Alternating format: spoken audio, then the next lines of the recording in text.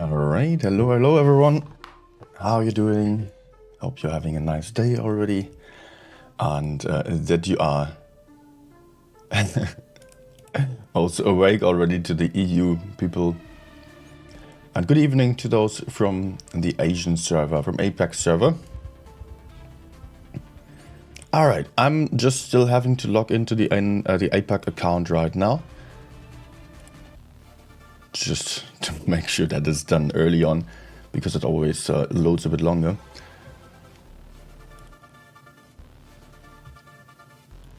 So still doing so in the background right now. Just a second. Also, yeah, obviously today we are here for the APAC tournament Blitz Masters Legends number 3.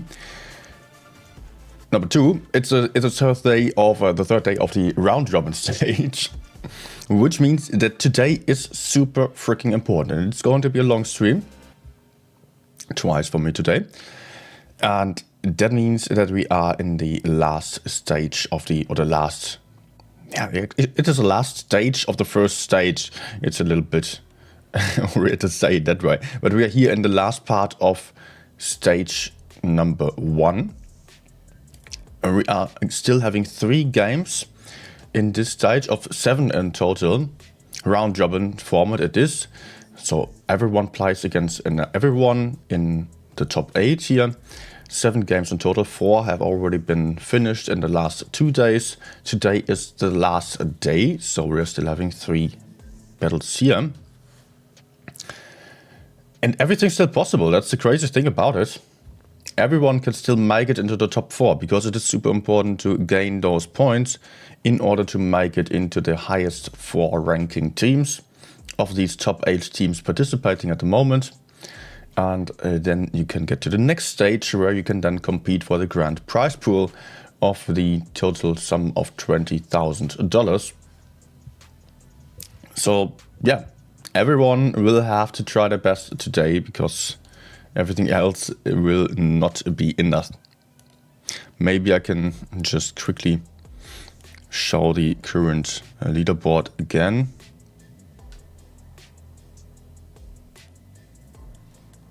Let's quickly pull the page to the screen here. Also, I do not have the official link yet. It wasn't posted yet. Apparently, Talian is also still sleeping. But if you want some rewards for watching, there will be rewards. Just make sure to use the official platform, the official portal. Actually, I can also share it with you. Yeah, let's just put it in there.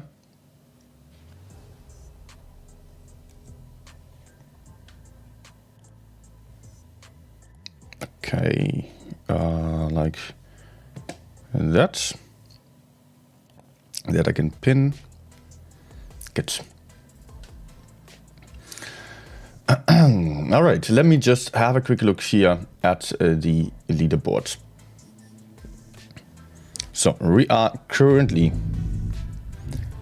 have seen all these games here, all these games to the right side, if we're scrolling over here.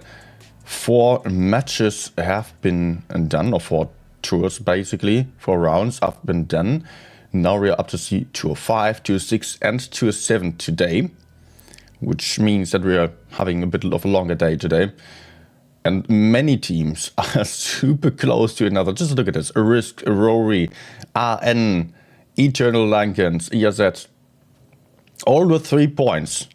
So all of them will require just a lot more wins here to stay in the top 4, because everyone beneath has 2 points, 2 points, 0 points, 0 points. At least the teams with 2 points can easily get into the top 4 as well, if they just get the same amount of points. And just keep in mind, if people have the same amount of points here on the scoreboard, then it means that the team which won against the other will be ahead on the leaderboard here.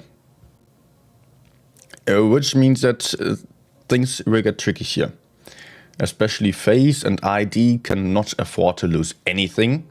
Especially those, because, I mean, actually, if they just win twice and anyone else also wins, doesn't win that much, they can still make it. But it's pretty much unpredictable, honestly. Everything possible. So we're seeing Rory versus RN first here on game number 1. Both teams have already shown some great performances. I will probably still have to reset the score, yes. Rory versus RN here now. on game number 1 on Ghost Factory, which is mostly being played quite heavy, with a lot of heavy tanks on the field. This time, a lot of medium tanks. For both teams, actually, double E50M on either side, double FA215B for Rory. Also, RN goes for some British tanks, but they are preferring the Super Conqueror with less mobility but better armor. Both teams also rocking some AMX M4s, 3 on Rory's side, 2 on the side of RN, only that they are still having a light tank on the field, increasing their mobility even further, which means that they have to work around the enemies a bit more, which makes things trickier, but it also allows them to maybe cap some bases in the background, which can be highly important in tournaments especially. Lots of greetings there on the chat. Lovely to see everyone there. Hey everyone. Greetings from Myanmar, greetings from Russia. Nice to have all of you here. And let's go and enjoy the show. Rory heading towards the heavy side with everything. And so is RN. Both teams playing a lighter lineup, both teams playing the counterintuitive strategy of going for the heavy side. Vadu spotting down there. I've never seen that first spot being used. Will he get some information in? Not yet. So let me just see what he was seeing here. He was checking this area there, which didn't work out initially. Enemies were still too slow there, but to readjusted his position. Get some spots, but it is Rory now capping 2 bases at the same time. RN here trying to pressure base B a little bit with the Judgment coming in from the side here, and also Trash having some shots onto Shizu. Shizu here still barely able to hide behind this little column. This is not going to be easy. He's going to lose some more hit points. So it will put the team of Rory under pressure to do something to counter this loss here. What is RN doing? Rory doing? Rory is trying to push out base A, but not really having any advantage there. Not a major advantage, and they are not able to get anyone. Shizu is likely to go down very soon. Let's go down here again, and there he goes. Shizu is out of the fight already. Trash also lost a lot of hit points, down to a 2-shot, also in a similar situation to Shizu earlier. He's also only hidden by some small columns that cannot hide his entire tank reliably if he gets pushed onto. And there comes something trying to get that AMX out of the fight. Trash suffering there. Down to 1 shot. Also getting killed there. Nicely done by Rory. Pulling their E50Ms into the factory here, but also RN has moved up from the A area with the E50Ms and also the light tank. They are pushing in on the E50Ms of Rory. Especially Arisu is in trouble there. Arisu, low on hit points, getting pushed onto by How to Play on a Super Conqueror. Will not be able to run away. There he goes. 2 guns out on either side. Still 2 caps on side of Rory. And this is looking good for them. But at the same time, it won't be that much about the caps. Hit points, neck and neck. Actually, everyone is on full-on brawl. There goes another one. The Judgment also getting killed. Their guns even. Over there, we can see Zonk low on hit points will also be picked up fairly soon. 3 versus 4. RN maybe with a slight advantage, especially if they are also able to pick up kills. Here is also 1 shot getting killed right there. Nice focus fire. Also another one. How to Play got killed there. 2 versus 3 suddenly. Monk also pushed into the open, tried to move away from others, tried to get out of focus fire.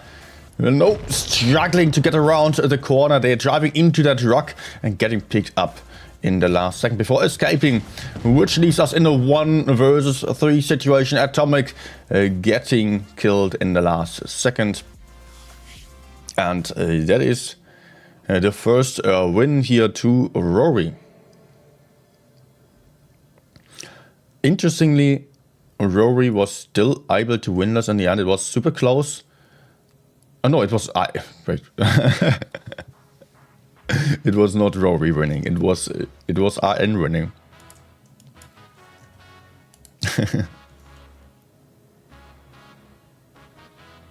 So in the end, RN came out ahead. After, I was just confusing the colors for a thing, but I was just thinking, wait, red, wasn't that Rory losing Tshirts early on and still winning? No, they did not win. It was RN coming out ahead on in the end here with the E50Ms and the 200 light tank, putting in that mobility, putting in that DPM to get around the enemies. The E50Ms here on Rory's side struggled a lot more.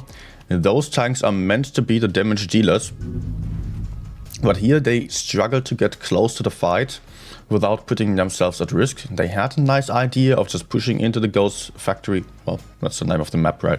Into the factory again. And they managed to put out some nice shots, managed to kill one AMX M4. But after all, the AMX was already low on hit points and the E50Ms died almost completely. Just for this push, they did not manage to farm a lot of damage. Apart from that then. Early on, great gameplay by RN to pressure the enemy cap like that through the center, through the middle of the map, just pincering Tshirts there, who was attempting to cap base B. And we are heading into game number 2. Very similar lineups again. Barely any changes here.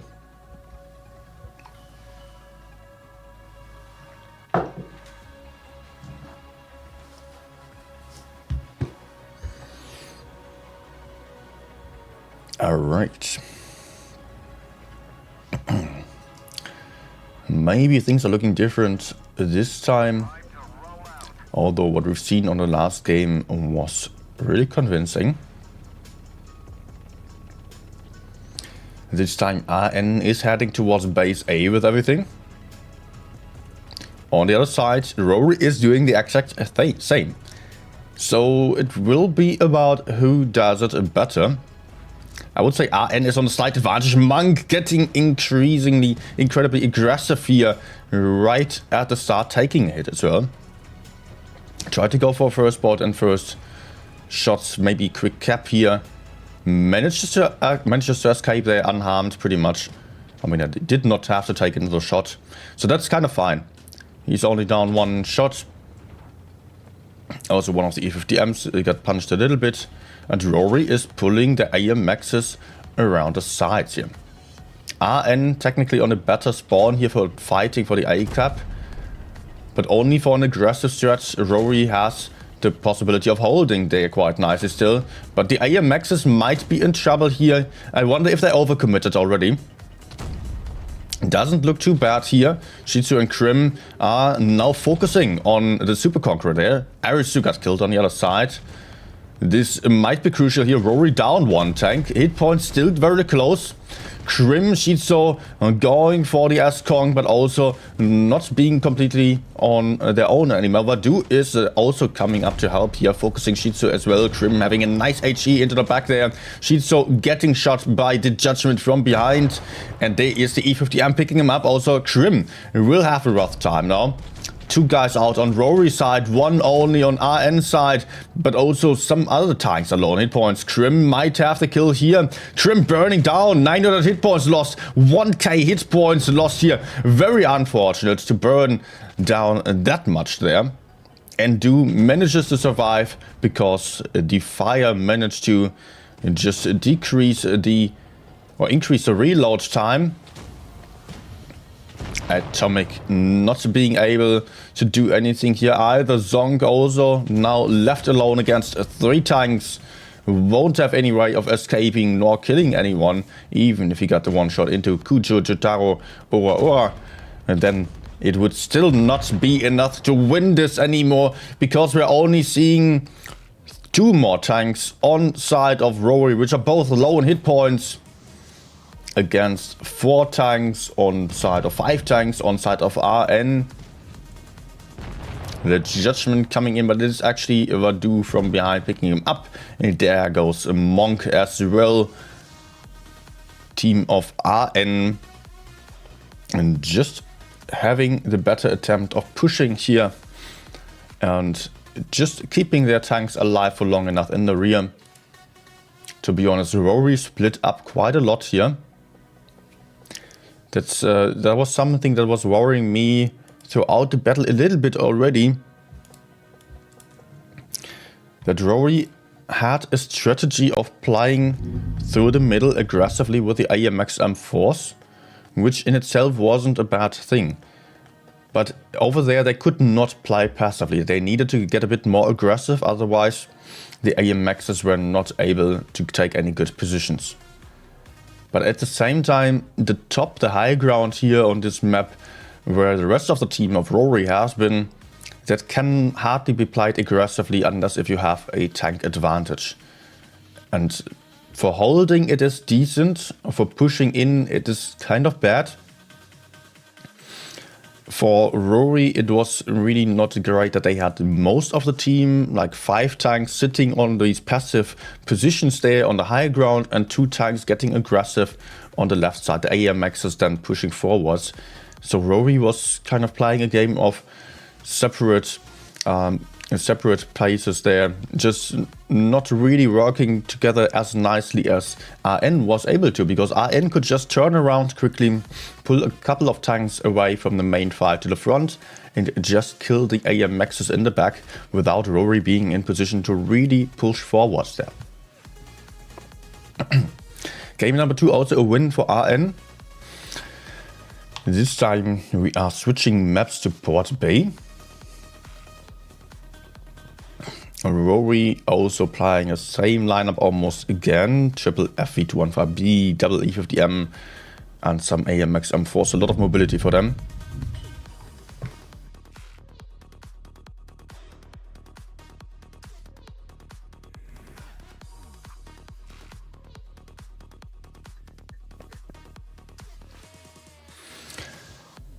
And now we can see also the team of RN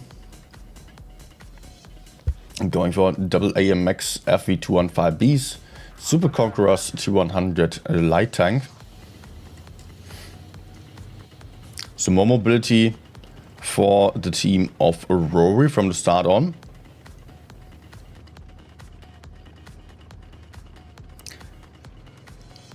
Vadu maybe climbing up here. Nope, not going for the climb, just pushing into base B. Nope, actually not doing so either. Oh, risky first spot. Just dodging the bullets here of a lot of tanks, which almost had him. Rory mostly on the A side, despite their medium lineup, playing a passive game for base A. RN on the other hand, playing also very passively here. Getting base C earlier than Rory is able to take base A. Krim in that A cap.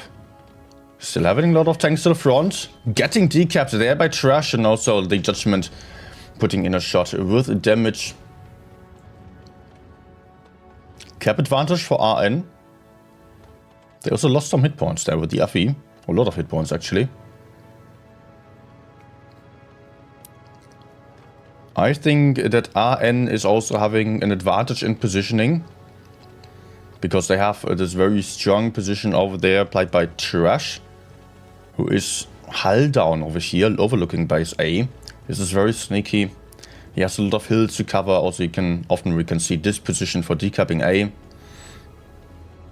If Rory was to push onto Trash, they would really need to commit super hard. And they would lose a lot of hit points. They could only reliably shoot Trash once they reach basically this area. They would really need to get super close here in order to dig him out. In the meantime, all of these tanks could be supporting. T100 could be spotting earlier. On the other side, we do have the Super Conquerors in hull down positions up on the hill here. They can shoot into the C-cap, and they do so. Nice shot here with a fire into Shitsu early on. Strong holding positions by the S-Congs. They can manage to just hold by C. Rory counter pushing, but the FV215B might be in trouble. FV getting pushed on too, but he also still has some backup. The AMX here coming into support. Getting no shot into Kiss here, trying to get that shot in, but bounces off of the lower plate, which was at a great angle. The Judgment having another shot into RR3. The E50M struggling here, especially E50Ms cannot afford to lose that many hit points. At the same time, C is getting kept. Rory is trying to push forwards onto the S-Kongs. They get a kill as well for losing one tank. 2 guns have been taken out on side of Rory. Gun advantage for RN. Also, the hit points in favor of RN, but not by a huge margin. It's still possible to turn around. But the FV is still alive over here. Atomic and RR3 struggling. They're down in the river where they can easily get pushed onto. Now comes the push of RN. Judgment pushing back in here into the E50M. Getting that shot in this time, and also Ian Brett puts that shot in. Gets that kill shot in. Atomic also fairly low in hit points. Doesn't have any armor. And there is the other FV picking him up. That FV is super low in HP actually. 1 hit point. 1 hit point. Kujo Jotaro. Which leaves us only on 3 tanks left alive here, with Rory having some decent positions on the high ground, but getting encircled by everyone. Monk down to a 1-shot. Shizu down to a 1-shot. Trash pushing up here. Not getting killed anymore. Failed HE there. Also Zong. Oh, big shots there. And there he goes. RN winning the 3rd game here.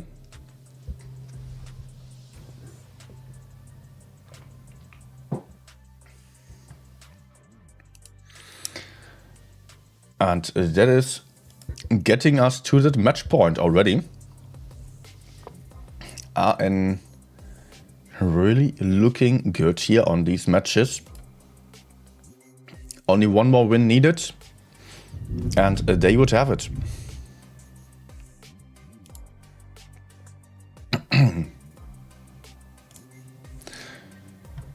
Oh, let's adjust the score. Only 1 more win for RN. Maybe Rory still has a chance. Only 2 days ago, we've seen on the EU server Aqua versus BLAF. 3 points for Aqua, and BLAF came back. No, it was the other way around. BLAF had 3 points, and then Aqua came back with 4 wins in a row. So let's not exclude that possibility here. And this time playing double IS-4. Interesting choice. It's really rare to see. But still, occasionally for some special strategies, it is the right tank. IS-4 super fast with that super speed boost. One of my favorite special consumables, if I'm honest. Then I also play double Concept 1B. A tank that is rarely ever played in 2s. Mostly it's only one of those because it doesn't have the hit points. It has an amazing turret, best hull down tank available. But it just simply doesn't have hit points as the Super Conqueror, nor does it have reactive armor. Then there are also still some AMX M4s here on RN side. Rory playing a Rory, double F215B, and also 3 AMX M4s. So it looks a lot more like a passive strategy for Rory. They will have to make sure that they can somehow get some caps or deny the enemies from taking bases if they want to make use of the Rory. Because if it is possible for RN to take caps, then Rory will have a useless TD. And they will have to push in with a disadvantage. And RN, unsurprisingly, going for the C side. The IS-4 is going to boost into that corner immediately. Concepts will take the hull down position over here. But as they are doing so, they are not able to defend the other caps. And Rory, reading this lineup immediately, pushing into bias B. Not having the safest positions here though, not able to take bias B. Of course, they wanted to cap on the right side in order to stay safe from the standard decapping bush over there. Yet nothing has been there. So just gambling on the wrong spot here. But base A has been taken, and RN proceeds to push forwards into the enemy spawn. So far they are still hesitant about it. They are unspotted, waiting to get everyone together.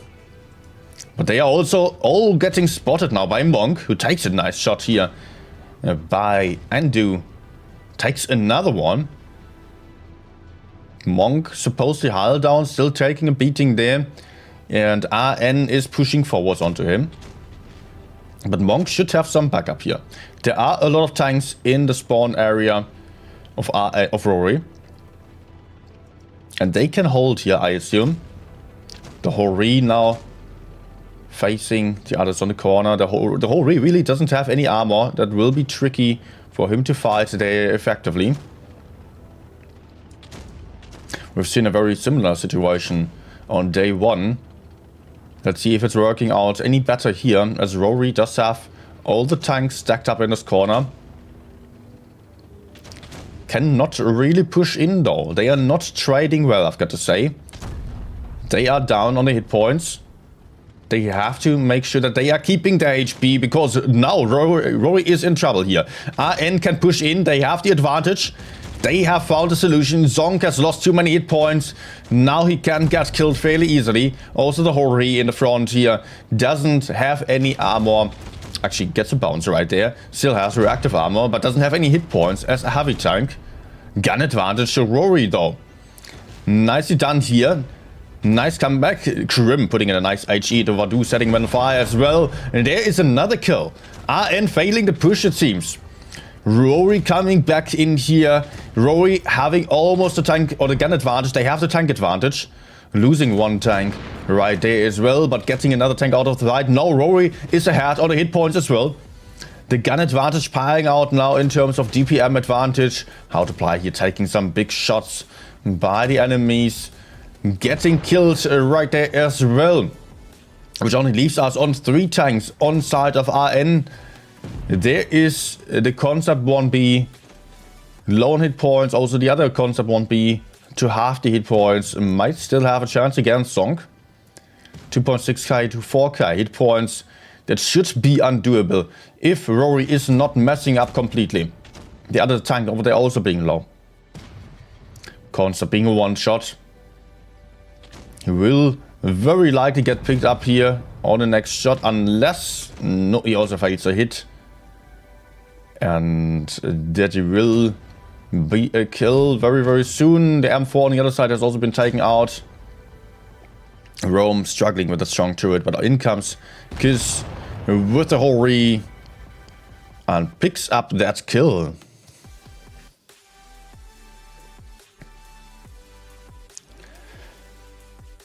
And that is a win for Rory. Which means we're going to see some more battles, which I am excited about. I love to see more games than just 4.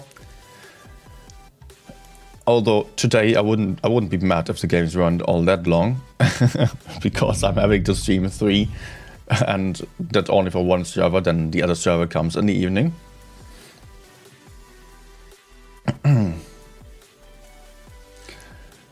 Rory winning 1 game. Still match point for RN.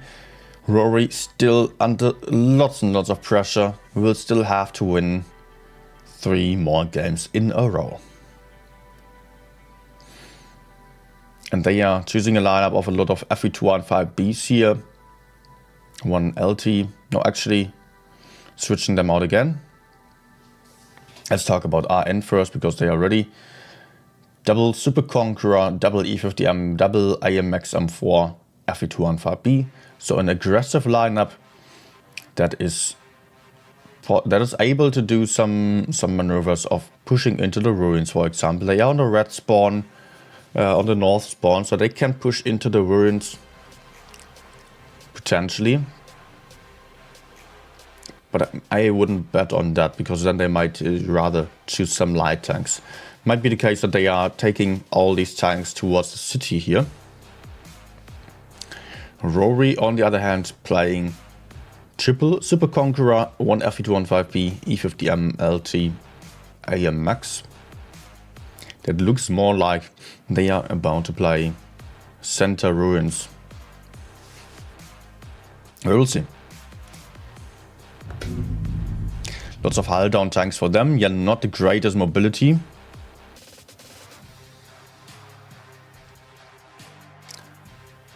And the Super Conquerors will be interesting to follow here, especially on Rory's side. Of course, they are great in the middle of the map, but that won't really grant you any advantage. It feels like they might be slow to get to the ruins and not necessarily the best tanks for the city. They might do the push through the middle here to the APAC. And RN is actually spreading out a lot, going for base A mostly. E50Ms towards the middle. Rory is playing for the ruins. Super Conquerors in the middle here. Alright, they're just playing passive center left strat here. RN kind of mirroring this. No caps being taken here, surprisingly. Although it would have been possible for both of the teams, or especially the team of Rory. Yeah, there they go. They can take a cap still.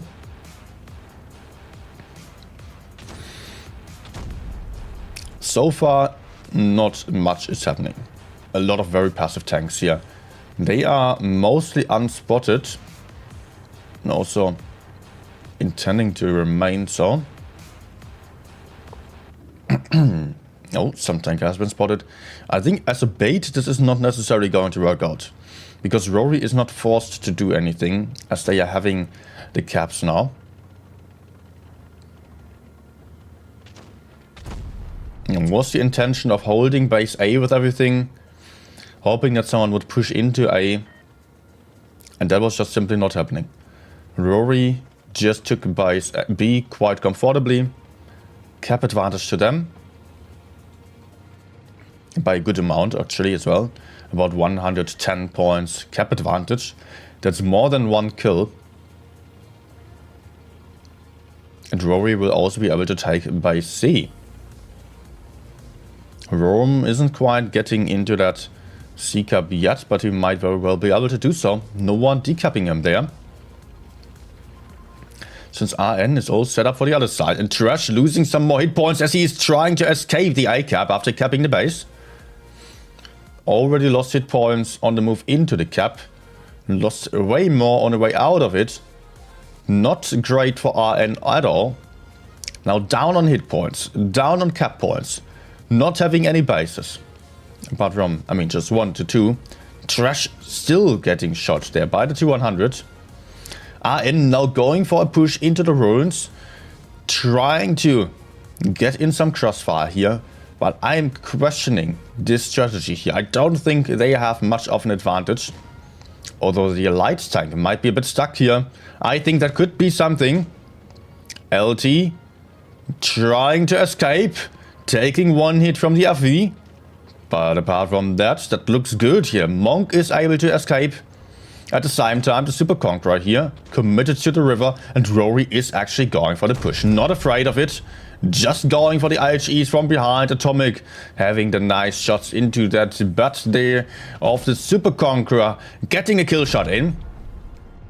7 versus 6. RN is trying to push forward, losing another tank. The tanks over here going all in now. 3 versus 2, but also N2 is low on hit points, getting picked up there as well.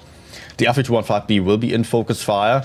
Still surviving for a moment, but the points are ticking over. There's a kill just on time with 990 points. And still able to pick up a kill, but also on the other side they're losing one tank here. And that is the point win for Rory, as they are also able to pick up base A still. A very passive strategy by the team of RN. They gambled and they lost for it. They hoped for the enemies to do some bad mistake and push into them, and that was not happening. Rory simply played a standard strategy, nothing too fancy about their strat here really, just a very safe strat. just taking the center with the good positions, taking the ruins a little bit, just also then taking base B quite late only, and still it was definitely enough. No one on RN side was able to recover base C or repush base C even, which means that this was quite an easy win for Rory. 2-3. Rory is actually coming back. 2 points in a row now. They still need 2 more though. Halfway done for them. RN looked a lot stronger on the very first 3 games, and now they are struggling a bit here. They will have to make sure to get back to their old level unless they want the tiebreaker, and that won't be comfortable for them either. They cannot really afford to lose this. Now it is RN playing quadruple Super Conk, an AMX M4 mouse as well, and a 200 light tank, so quite a heavy lineup here. Rory on the other hand playing a lot of mobility, triple E50M, double S-Conk, an AMX M4 and a whole Rory. So we can expect some aggressive pushes here, with a whole Rory included, so alright. People getting into aggressive positions early on then with the E50M, so whole Rory covering that.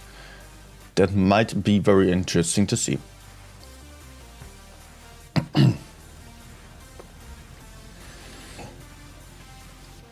Look at the hit point difference, by the way. 17,685 on RN side.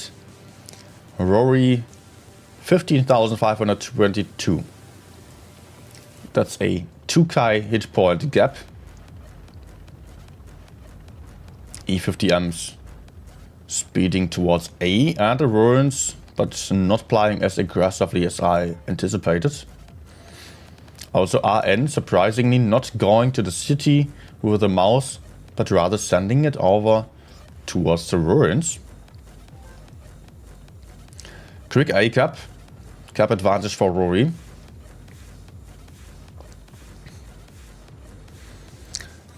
And RN sitting here very carefully, expecting a push into the ruins there.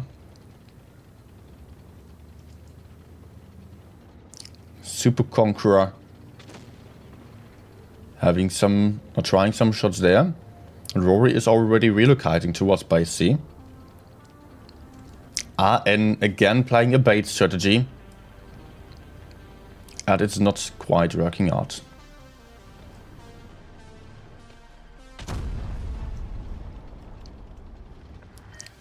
How to play, just holding the middle area, trying to push back these tanks over there a little bit, as his teammate is capping base B.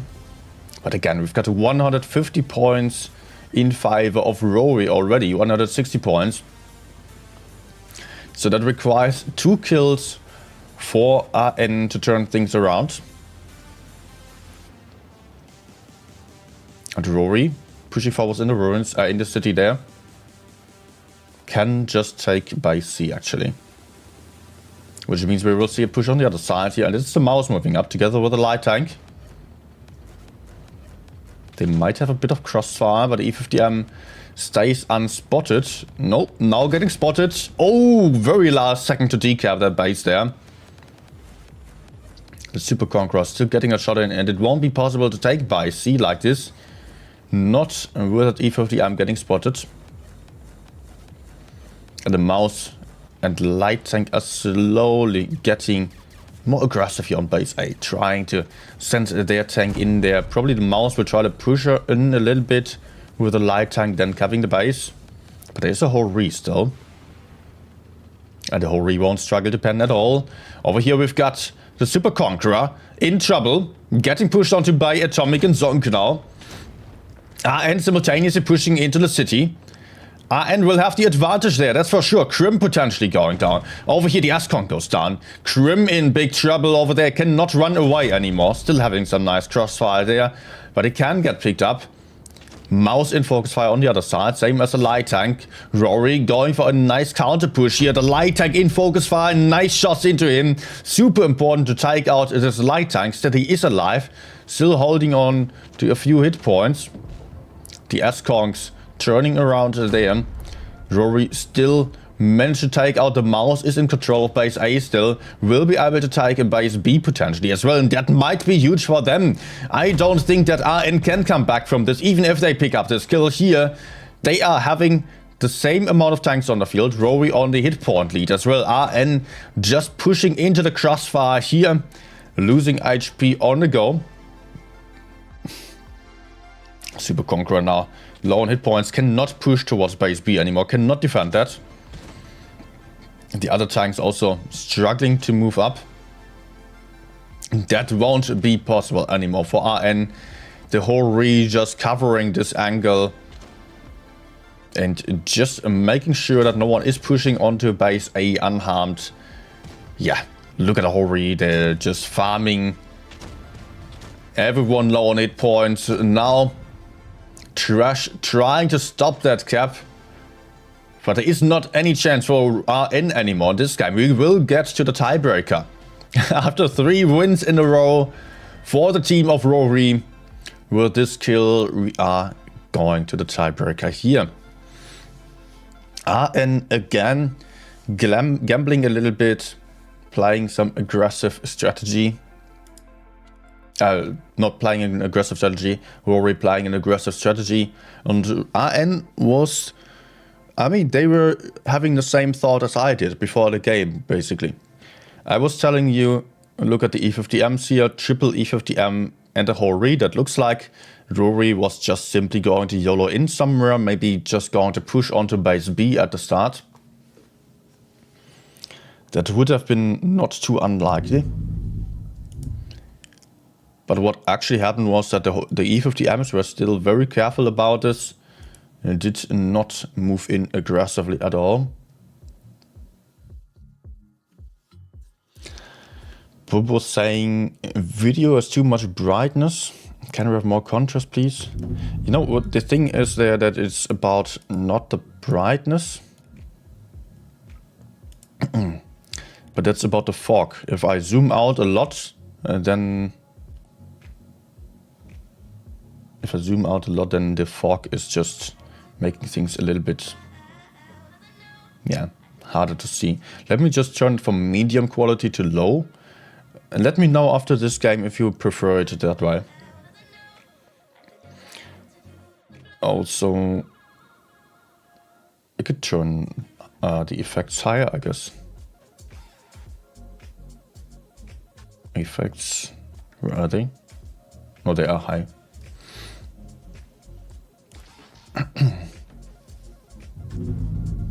Yeah, let me know after this game if you like the fog better, the contrast better. Okay, Rory versus RN here on the tiebreaker now. Last match, definitely. And it is Desert Sands, a map that is often being played quite aggressively for the medium side, and both teams are approaching this in the way of just going for some medium lineup. But look at the lineup here of Rory. 1 AMX M4, 1 FE215B heavy tank. Those are the only heavies.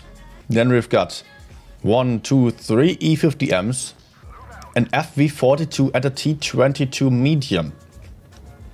Many mediums for them. RN on the other hand having 3 E50Ms as well, but also 3 AMX M4s and FE215B heavy. So they will have to play in a different way, and they are going for the city. And just sending the M4 into the city immediately. Oh, that was quick. Very fast cap advantage. Rory not being prepared for this. They should have probably sent someone closer to A at the start as well. They have the better positions here in the desert. But at the same time... Oh, I think RN is at the advantage here. Very crucial for this map is often to have someone in this corner just in order to gain that map control. With RN having the advantage in the city, having the cap points on their side, it's going to be very tricky for Rory to push in. Rory did not adjust their positions for this possibility of the enemies going for the city with everything. But they might still have a chance. I think Trash is isolated here, might get killed. Yet Krim has to be super careful here. Rome also moving up. Trash in focus fire. Nice focus of the AMX M4. He's going down. Gun advantage to Rory. But also Shizu now in focus. Yet if RN is pushing in, they will face all the enemies there. Also, Gujo getting shot down there. Losing all the hit points. Down to a one-shot. Rome just has to penetrate once. Does get a shot on. Also, a third tank has been taken out. RN down 3 tanks as they just pick up the first one. Super chaotic brawl here. Rome now in focus fire by the Judgment, but also I Am Brad is down to a one-shot. Rome still picking up that kill there. Nicely done, Wadu. Also low on hit points. 2 tanks left alive only. How to play it is. And also the Judgment here still getting a kill in on Shizu. 3 or 4 versus 2.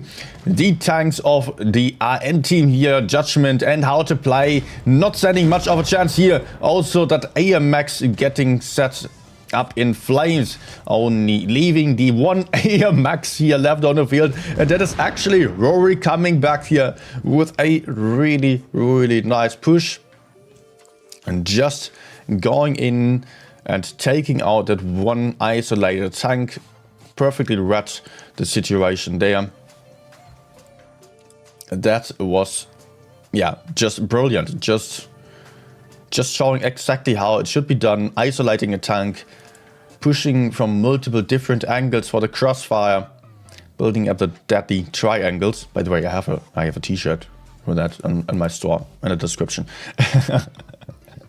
And well, it was just really nice to see there how they also managed to actually keep their tanks alive. Just want to point out that they did not overcommit. They did not really push in so much as it would be possible for the RN team to just simply kill all these tanks pushing in. We've got to keep in mind that RN had a lot of heavy tanks on the field.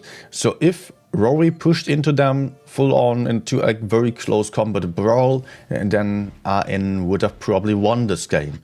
So therefore it was super important for Rory to make sure to keep their tanks out of the reach of the others for a while.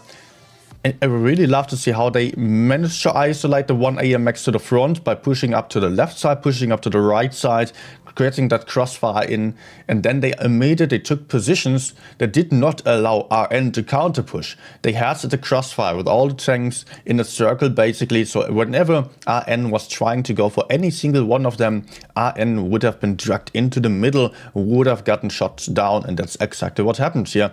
RN just did not have a chance there. Alright, that is game number 1. That is already over. And we are going to see a couple more battles for sure. 2 more on the APAC server. I think I will have like 20 minutes, yes. So I will go for a couple of random games. And also I will get my tea before it's cold, because it's still standing behind me. Let me just quickly check the exact times for today.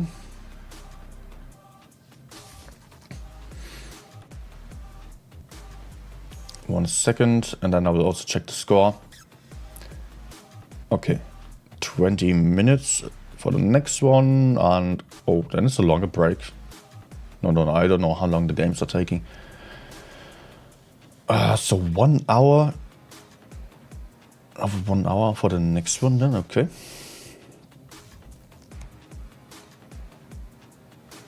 So first of all, let's update the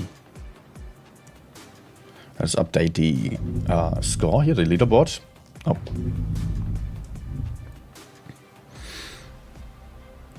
Everyone finished their builds, of course, because it was such a long tiebreaker on our games here. Risk 140, ID 140, Rory 143, Brown Layers 3-4. So Brown still without a single win, although they had some very close tiebreaker here. And I remember they also, we've seen them on day 1. That was the closest game that Brown did so far. We are seeing some teams just coming out ahead. Now Rory and Risk with 4 points. Let me just zoom in a little bit and maybe quickly get rid of the cam, just for you to be able to see it even if you are watching on a smaller device. So 4 points for Risk, 4 points for Rory. Still 2 more wins are possible in the end here. RN 3 wins, ERZ 3 wins, ID 3 wins. ID can still get into the top 4, of course. Also, FaZe still has a potential chance there, but it's going to be super freaking tricky. Only if someone like ERZ, ID or RN doesn't win anything, and then FaZe could still win to get ahead on points there. I wonder if they had the same amount of points as any of those teams, if they would then still make it, because they're probably going to face one or the other of those still. ID is fighting Layers, that should be a win for ID. ID is also fighting Rory, that's not going to be easy then. Yeah, for ID, they will get 1 win, likely. The other one will be very close. I mean, it might be possible to win against Rory, but yeah, that's the question. Also, ERZ is facing RN, not good for ERZ, and also Brown. So also ERZ will get at least 1 win, I can safely assume now. But they might not get 2 wins. So there might be a close race here between ERZ and ID to make it into the top 4. Also, other options are definitely on the table. FaZe playing against Risk, currently first, and FaZe playing against Layers. So Layers will also probably be a win to FaZe. But the first one is not going to be a win, so FaZe is very unlikely to make it. I think it will mostly be about ID and ERZ here. For the others, oh wait, actually, of course, also the others have 3 points only, so it's also still possible for FaZe to still, or ID to drop out any of the others here. Wait, 1, 2, 3 teams with 3 points. RN, ERZ and ID.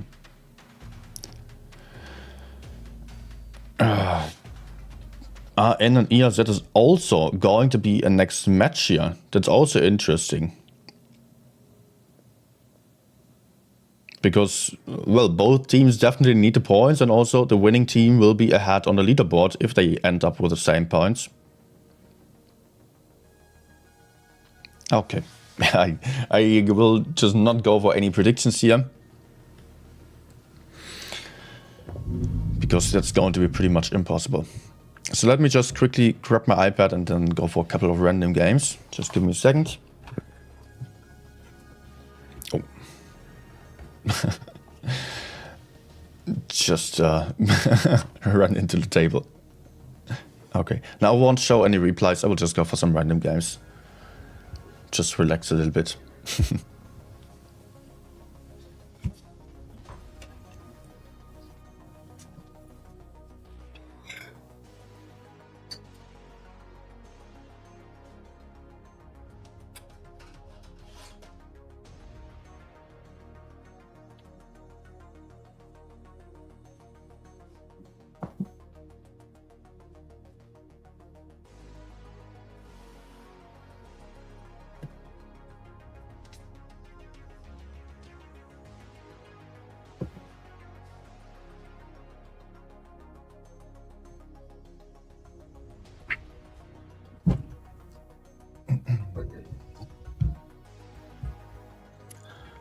Alright. Good, iPad charged. Charger was working this time.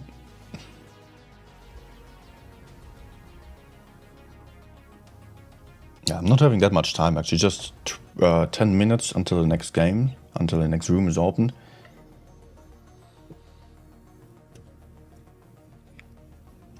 So I'll just play like 2 battles most likely, maybe 3.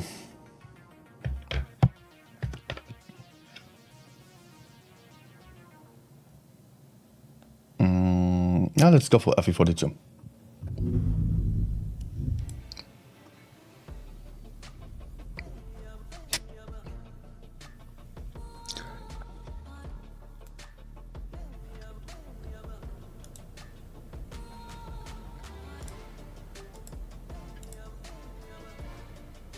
Alright. Good. Yeah, by the way, guys, if you are watching on YouTube right now, be aware there can be rewards for watching.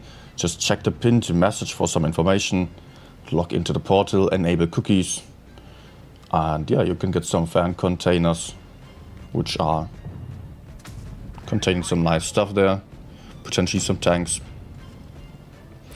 And if you are watching on the portal, then maybe consider joining in to YouTube as well at some point or the other, just to maybe leave a thumbs up if you are enjoying this content. Maybe leave a subscription as well, or even join the Discord server. Alright, I think I can just kill this guy here. By the way, we're still going to have some giveaways this month as well. Wargaming is being generous. We will have maybe 5 tier 10 tanks or some other stuff. Nice. Definitely some tanks for giveaway this month, so alone for that reason, it makes sense to also be on Discord. Link in the description down below. So much more the advertisement talk. Let's focus on the game a little bit.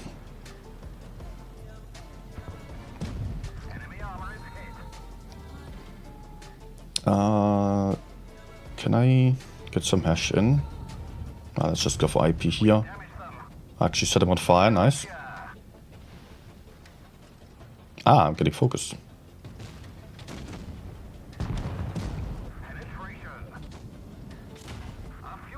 No, don't focus me.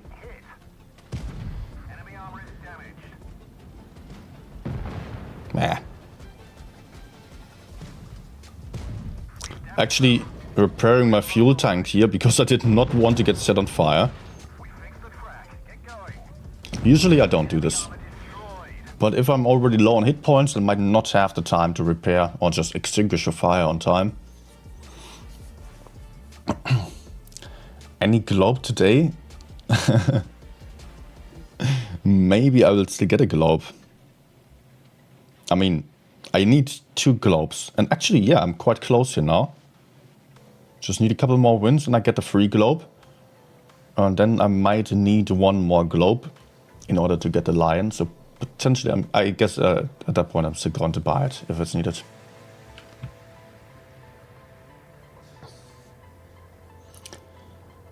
And I won't gamble any gold on that. I will just buy it then.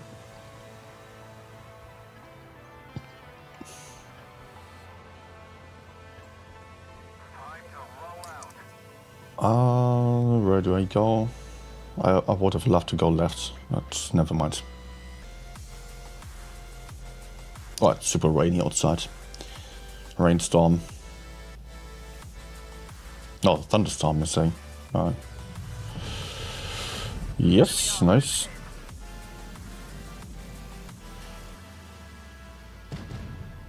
Anyone there? No. It looks like there are some enemies to the other side. So let's get more aggressive over here.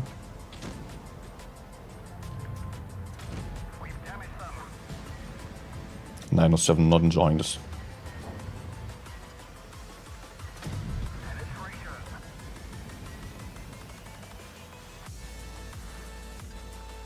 Nope.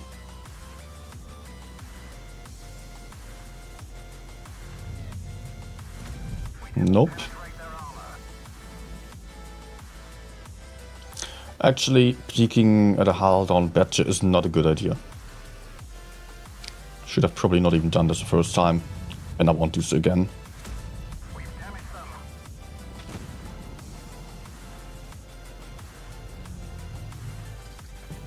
Yeah, nice.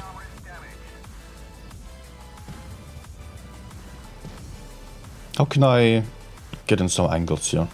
Do I push already? Oh, oppa. Did not see that one. At least I will get a bit more aggressive, but I will still keep a safe distance.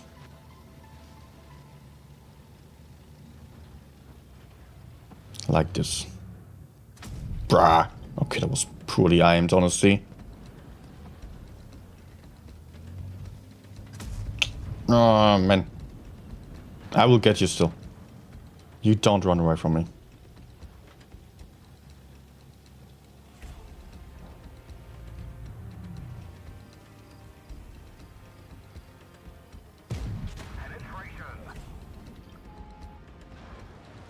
Come on, AMX. Oh no, we used reactive armor. Oh my gosh. I should have been aware of this. And then shot HE there. Oh my gosh, oh my gosh, oh my gosh, I'm dead! Fail! Yeah, nice job by the bad shit.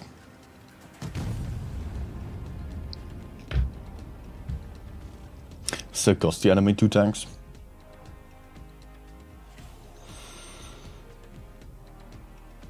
Noel, you're welcome. What about NA server? I'm not going to stream NA as well.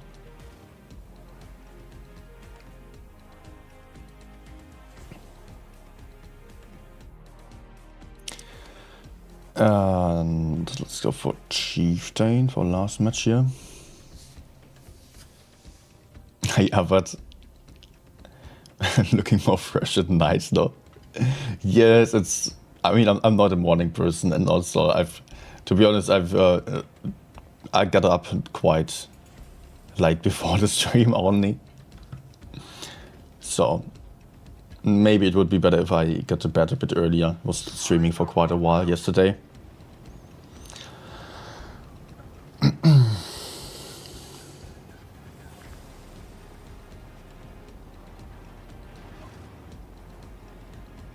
Okay. But it's also super exhausting to stream that much, honestly. Oh man, that was HE, was not supposed to be. Misclicked.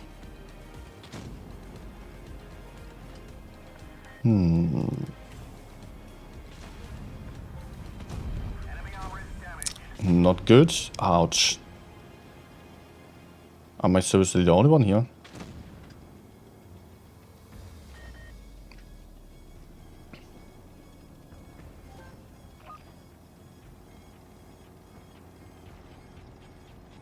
Yeah, with that team might being that freaking passive, I cannot do much. But T-57 trying to push in now. I don't think that's helpful.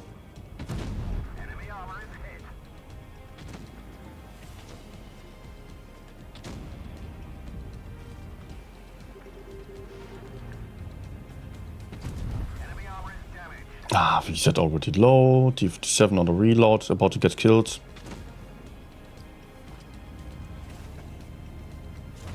And I messed up here.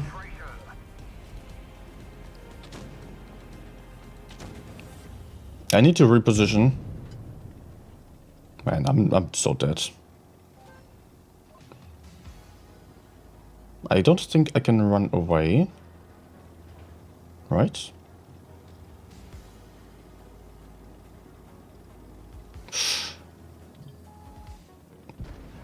Oof. Nice.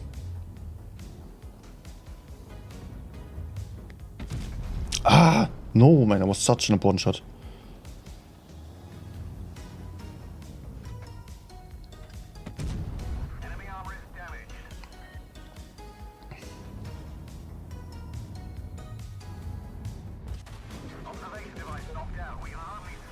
Yeah. Okay, shot again.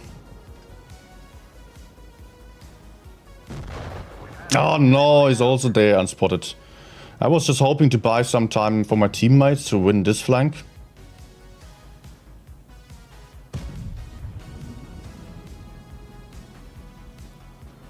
It might still be a win.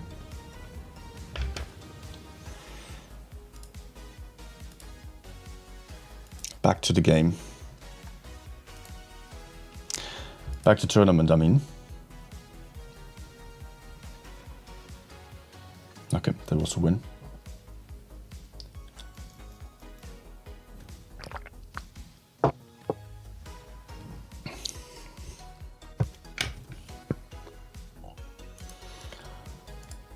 Tournament room invite is in. So we're going to see RN versus ERZ. Nice. As mentioned already, both of these teams are having the same amount of points currently, so it's going to be super important for them to win. If they don't, it might be game over.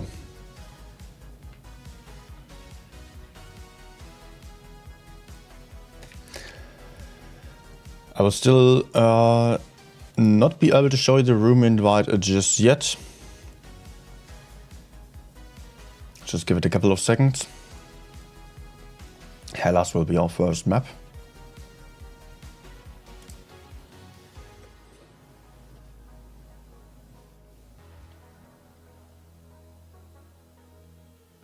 Noel asking about NA server. To be honest, I've not seen any games on NA.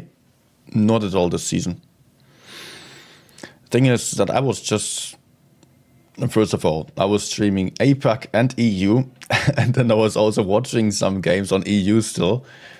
So, yeah, that was quite a lot. A day before yesterday, I spent like almost the whole day on tournaments, basically. Just watching tournaments and streaming tournaments.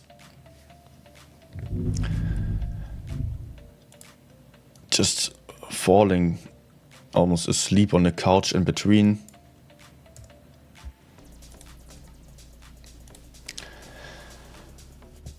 And that won't be much different today.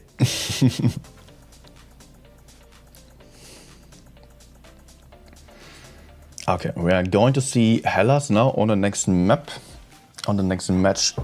RN versus ERZ. With triple AMX M4, and, one FE2, one 5B, not two, and one Chieftain, one STB, which is a very rare choice in the current meta. Doesn't have the greatest mobility nor DPM anymore. Still, it has a very strong turret and a lot of gun depression. At 11 degrees of gun depression, it has the highest amount of gun depression at tier 10. On our end side, we can see triple E50M, triple Super Conqueror, AMX M4. So that tells me that ERZ might be more focused on holding, while RN has a lineup that is better at pushing in. Or at least are taking advanced positions early on. Some great mobility with the E50Ms, so they can just brawl in the corner, for example. But against the AMX M4s, it's going to be super hard, because they are also going to penetrate the turrets. If it comes to a slow fight, then the AMXs will definitely win.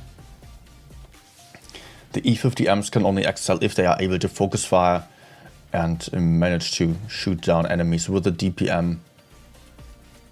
And that's going to be the question, if they can make it work. Because a lighter lineup is often trickier to play.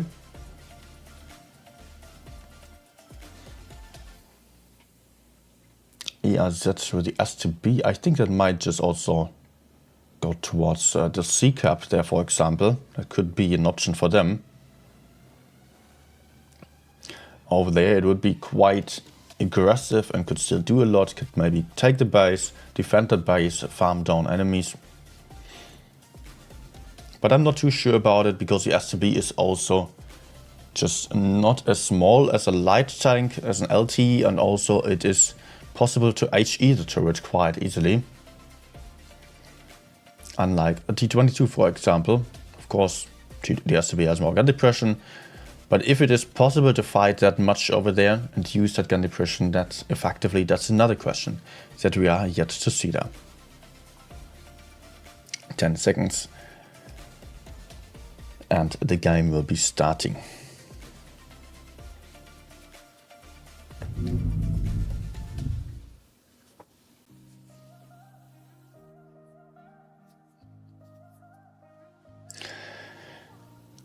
And ERZ with that a very heavy lineup. Oh, just received a dono. 3 euros from someone. Thank you to someone. Much appreciated.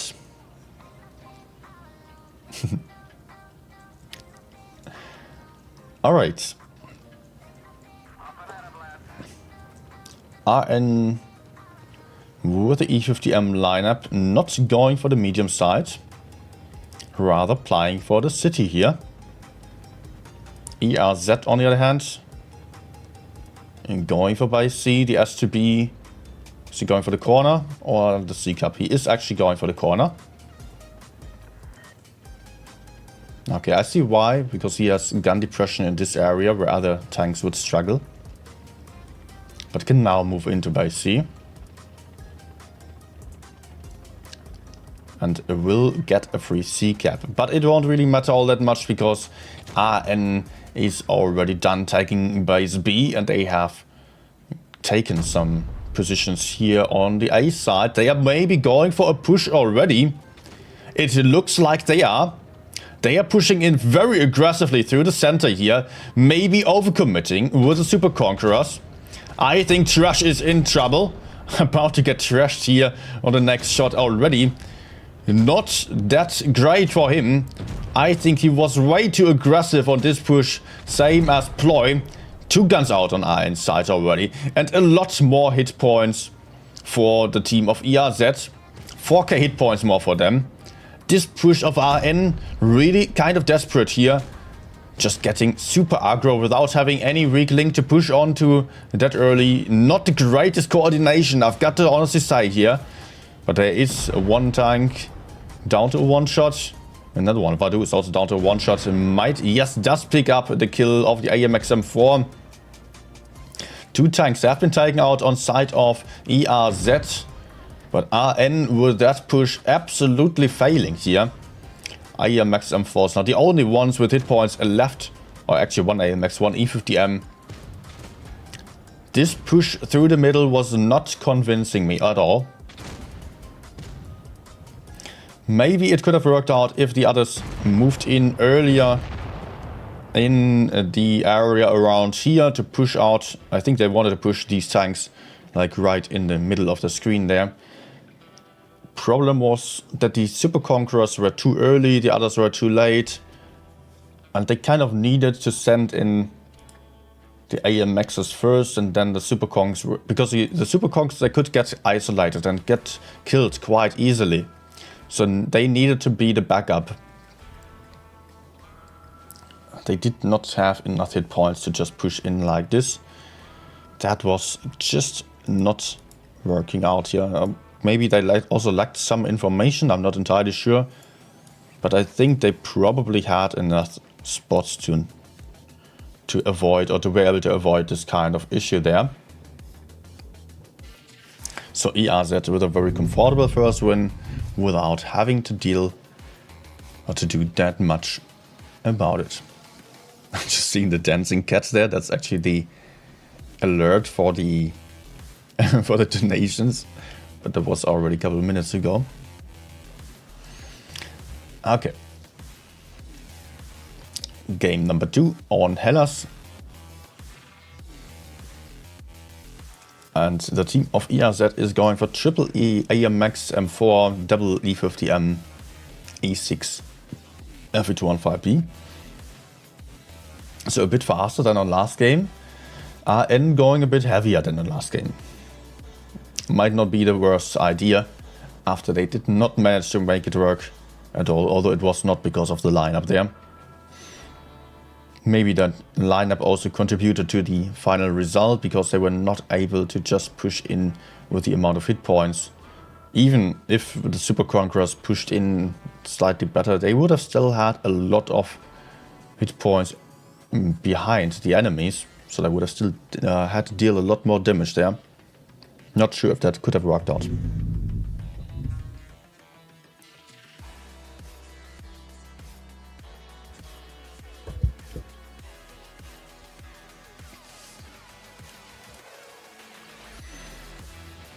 And we are to see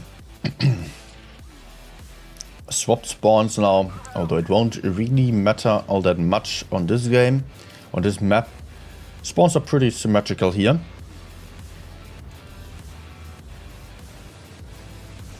ERZ heading towards the corner with the E50Ms. On the other side, RN is playing a very passive game, but ERZ is also mostly on the heavy side. Interesting decision to send in these E50Ms into the corner that aggressively, while not having any backup whatsoever. I mean, they have some tanks able to support from a distance. And if needed, the E50Ms can always just drop down. The usual thing to do is then to just get behind this rock here, where the enemies really have to overpeak, and then there is a backup from the side. So it takes a long time to push out tanks which are dropping down there.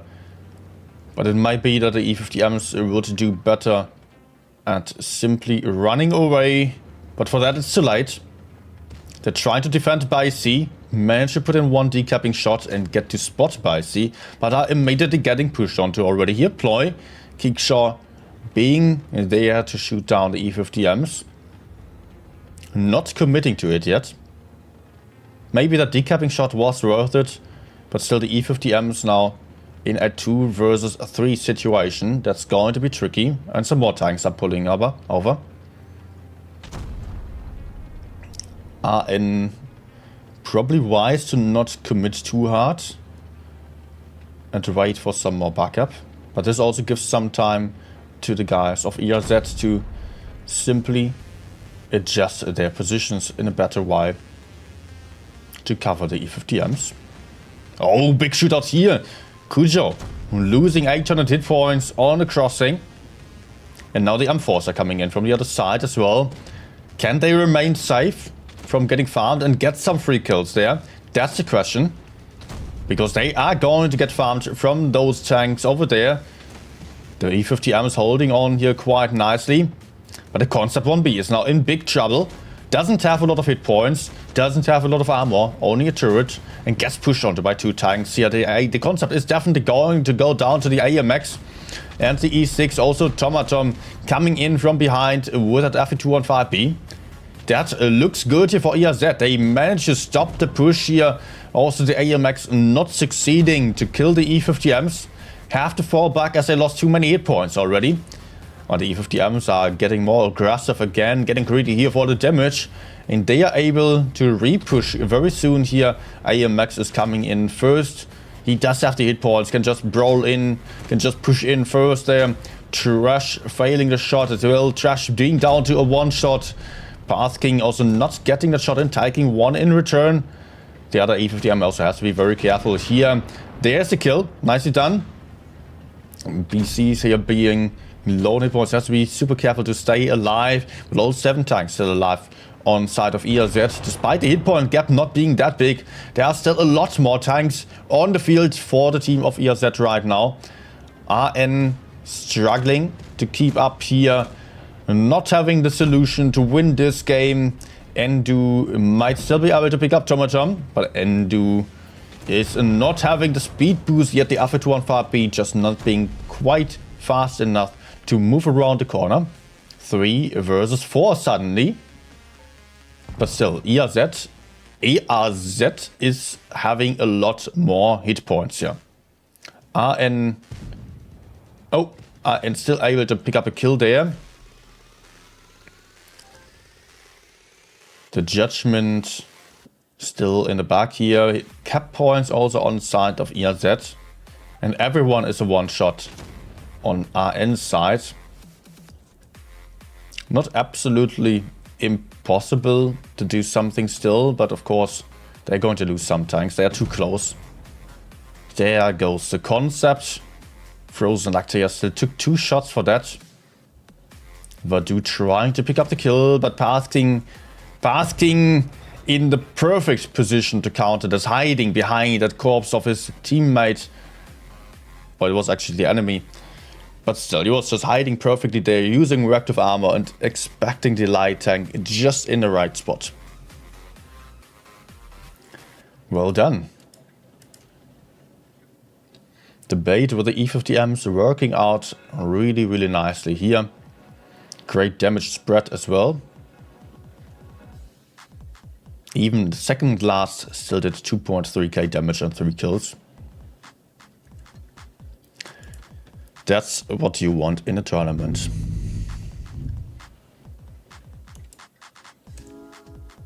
So 2-0 for ERZ at this point already. And we're switching maps to New Bay.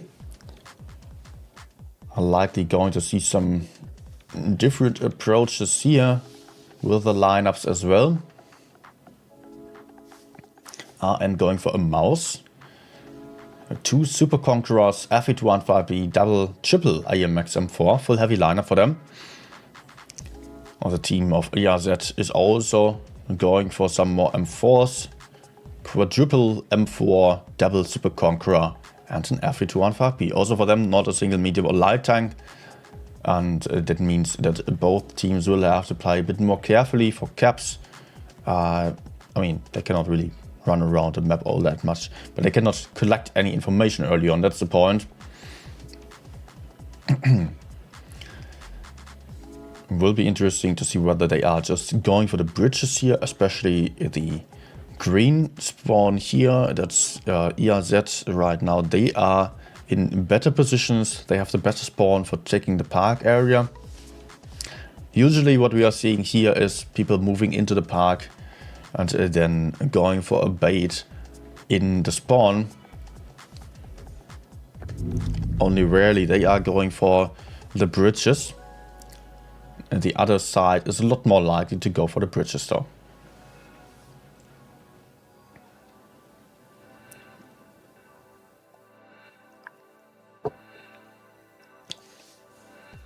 And we did, my tea is cold. And out of streaming.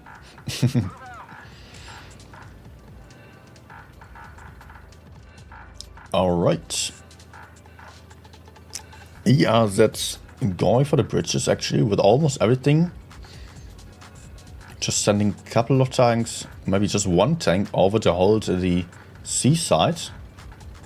And RN is committing 3 tanks towards the city, so they will have the disadvantage over here. Kickshaw on an aggressive move for spotting. Wanted to move towards the middle there, got a shot already. And we have some information in now. RN is pushing into the city, having Frozen Lactea alone to the front, who is still able to cap by C, but it won't be really important here, because he is going to get pushed onto. And that might make a huge difference here. ERZ will have to counter push the other side for that, and they are doing so already. ERZ throwing hammers here on the Super Conquerors, who get found alone on the bottom of the bridge. It will be possible to get those tanks out fairly soon, but ERZ also has to commit a bit harder for this. They are not really having a huge advantage yet, especially with Laney to the other side. Currently still out of the fight, can still move up though and go for Vadu. Vadu in focus fire. Over here we've got an FE215B moving in as well. Vadu 1 shot, failing the shot into the back of Tomatom there. 1 tank has been taken out on side of RN already. There is still the ongoing push onto Frozen Lactea, although it's only 1 tank going for him right now, because he isn't all that relevant. The main brawler is at the center here. Hit points in favor of ERZ, guns in favor of ERZ. RN losing out, and now it's the mouse in focus fire. Actually, the mouse get focus here. It's not usually the thing that we are seeing, but in this case, it probably just made sense if he was the next one in line. FE215B also now left allowed against 3 tanks here. Kucho low on hit points already. Gets tracked as well. Gets rammed a little bit. He gets killed there as well. And that's just getting us to a situation of only having 2 tanks left alive against 4. And 1.2k, 1k hit points against a lot more HP on the side of ERZ. Path King coming in for the kill. It's actually Tomatom getting the kill shot in the end. ERZ just playing the safer strategy here. Despite having a fairly isolated tank in the city.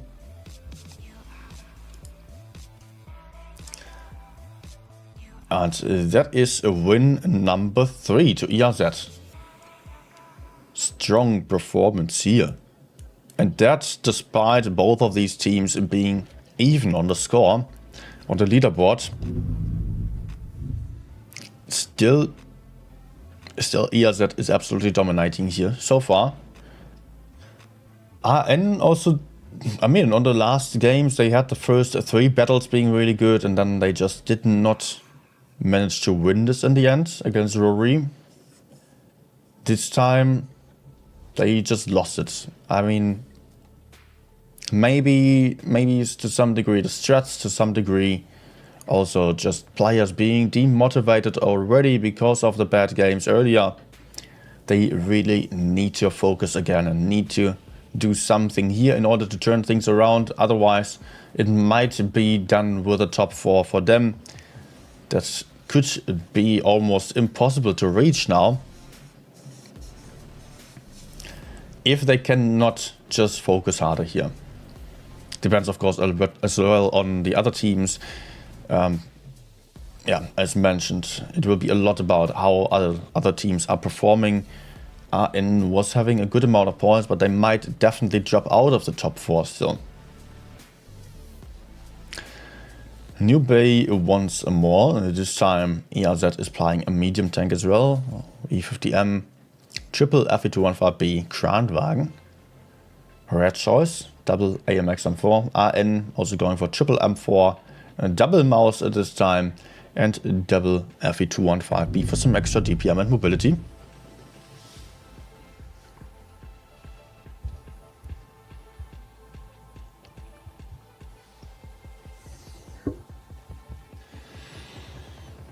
This might be the last one here. If ERZ wins one more, then they have it. Are we going to see 4-0?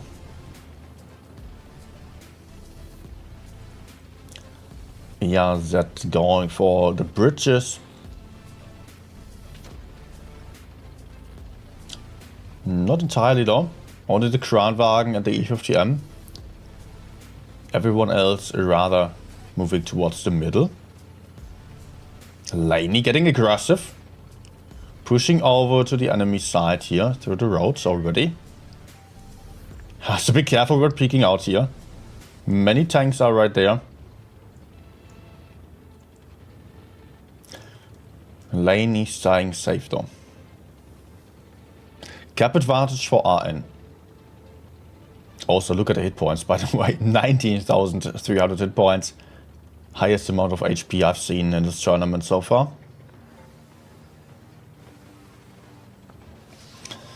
And RN getting a bit more aggressive as well here with the mouse to the middle. Frozen Lactea will have to cover Laney, but also Laney is covered from behind. As there is the Kranwagen, there is the FE215B. So that's definitely not a position that's all too risky. First shot taken here by Frozen Lactea. And it looks like RN might be wanting to go for a play here. They are pulling their forces together. Maybe wanting to go for Laney. But that is a trap. That is a trap. But at the same time, they have tanks available to go in from multiple different angles. Couple of shots already bouncing. The Judgment now coming in from behind, but Laney can just fall back around the corner, which leaves all these tanks in the open, which can get farmed. And Laney is in a 1v1 against the mouse. Actually 1v2. The Judgment also getting shot from behind by the Kranwagen, if the Kran wanted to go for it, but the main brawl is happening over here now. Frozen Actia in focus fire, RN pushing in, and there comes the first kill. Kickshaw has been taken out on an RN side. The Kranwagen just sneaking up behind that push here. Very well done. Laney has been taken out, but also Vadu is about to get killed right there. Gun advantage, no gun advantage anymore. Hit point advantage to ERZ. RN lost the HP lead that they had at the start. And also Autoplay is getting killed there. ERZ looking good here. Having the hit point lead. Having the amount of tanks on the field that they need. And also they are moving up nicely into the sides. And going for Trash potentially. Yes, it is Trash in focus fire. Who is losing his reactive armor in just a second. The Kran just reloading the shots, as we are seeing the last man standing also being a one-shot over here. Will get picked up by the mouse still. 3 versus 4. Hit point still fairly close. Not over yet for RN. But the Kran is well hidden. The mouse cannot go for him all that easily. 2v4. The mouse going in. Kujo trying to kill that Kran here. Will potentially be able to do so. He should be able to penetrate that turret. Isn't. Okay, gets that shot in there, but at the same time the Judgment gets killed as well, and that is only the mouse tank in the end. Frozen Lactea saying nice. That is 4-0 here of the ERZ guys, Eternal Lankens versus Rote Nova. Very well played. I really did not expect this. Great job there. For all clean sweep at such a level, that's pretty rare. And that also gives me a bit of a break now for the next games. That's also very welcome. I think we have about half an hour now. Yeah, very nicely done. Hi Bino as well. Yeah guys, by the way, if you are watching on YouTube right now, just to remind you, there are rewards for watching, but only on the official portal. So you have to make sure that you are logging in over there. If you follow the link which is pinned above for Asian server, you can log in, you can enable cookies, or you have to enable cookies, otherwise the timer might not be working. And then you can, you still have to keep the tab in the foreground. If you're new to the channel, I am Nino. I am streaming regularly, putting out videos about tactics and guides, trying to put out some quality content to explain you what is actually going on, how you can enjoy the battle more, how you can actually be a better player and just have a better time.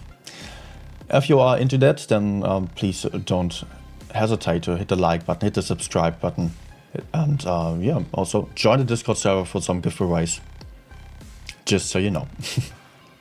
Link of the Discord is in the description of the stream, so if you're watching on the YouTube platform, then maybe just join in on YouTube at some point or the other before leaving. Good, let me just reconnect the iPad real quick, because I'm having a bit of time for some randoms.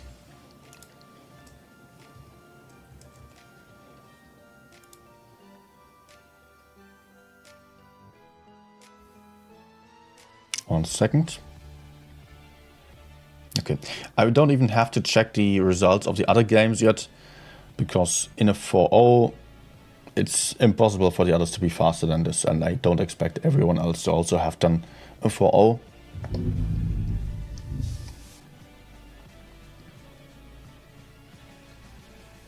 I just played the Chieftain, right? Oh? Detailed battle results unavailable. Okay. Ah, yeah, because I I left the battle. Still weird.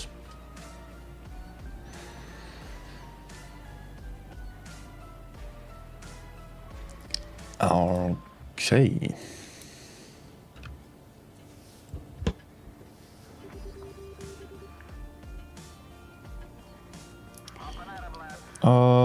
Yeah, let me just play left side. Be a little bit stubborn about it. We have an advantage here. And you know, just going to the middle might mean I'm getting stuck there. Going for the mid side might mean I have medium tanks die or run away. So safest thing for me to do is to just push up here.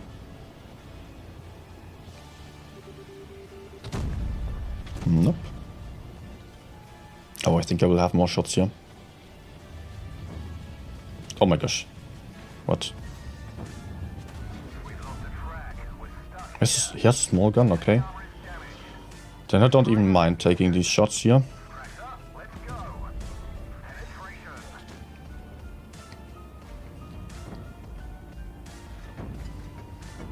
Can I? Yes. Noise. Although it looks like I still have to take him out. Fine with me. Let's maybe not run into the 183 there. Okay. But he got spotted, so maybe he shot. Or not.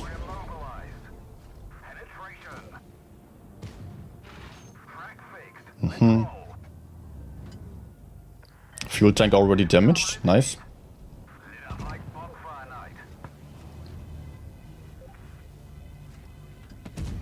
Oh my gosh. I thought I had a moment.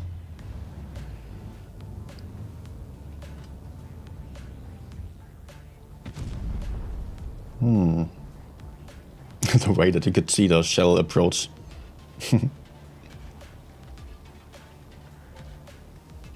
Okay, I will just move up to the left side to have some crossfire.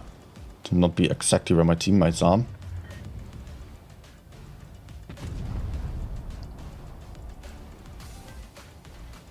Although I will have to be careful for sure with my amount of hit points.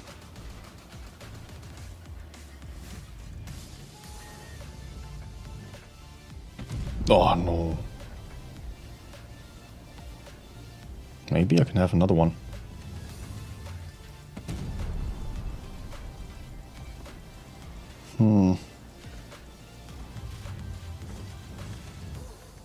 Nice.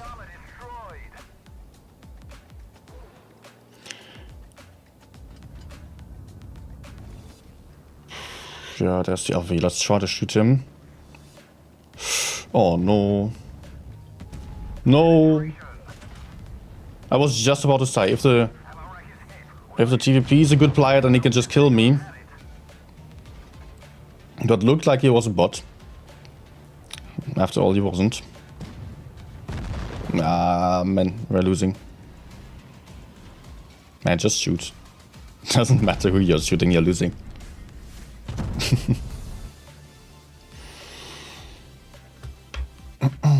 140, please, yeah.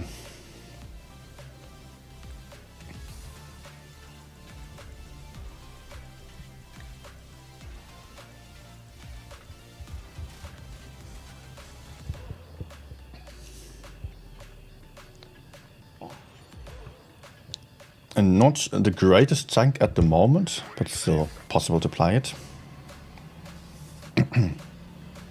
But it's more of a light tank right now. Yeah, let me just flank around like that.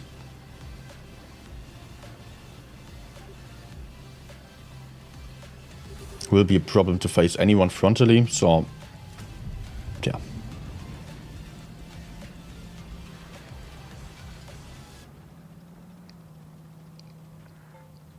Okay, and some more information still.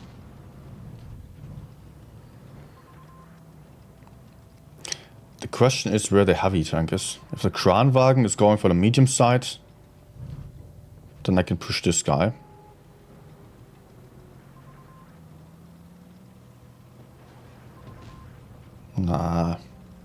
Shrine might be camping. But we are... I don't know. Looks like we're losing the left. Ah, that's not great. It will be too risky to push in on the right side. Maybe we can do something about the left though. Although teammates are doing a really bad job. Wow. Enemies killed 3 without them losing any significant amount of hit points.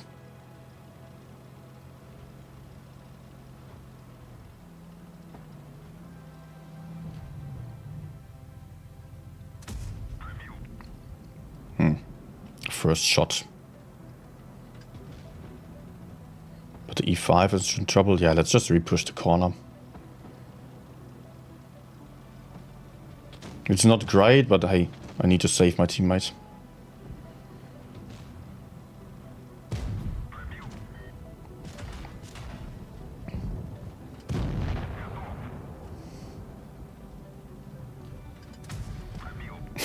Nice.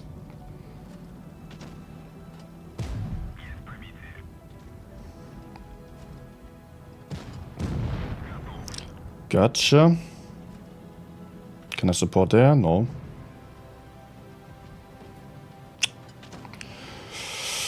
Epic team.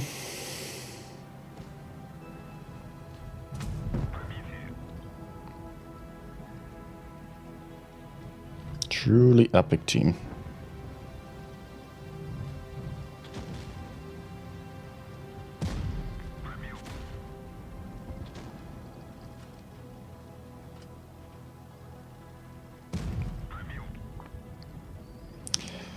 Well, I guess I'm going to die here. Yes. I need to kill still.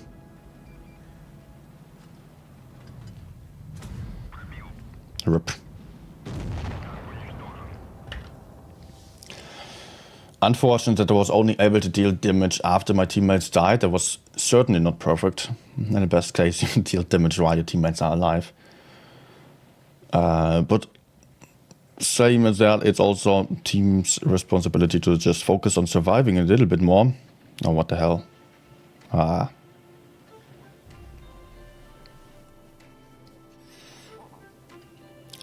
Without teammates, I'm not going to be possible to able to win this.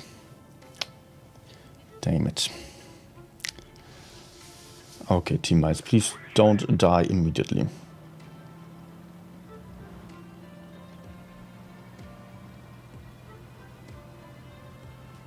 A lot of mediums against us again. I think I will just not even go for the medium side then.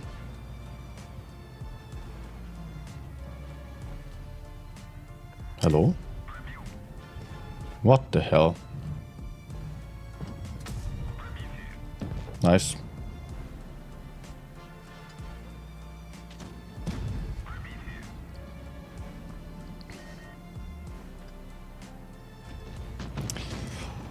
Okay, team. Now it's up to you to do something.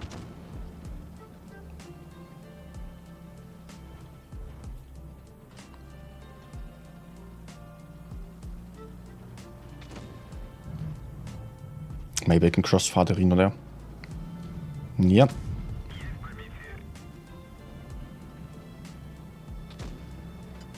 Do I go in or is it too risky?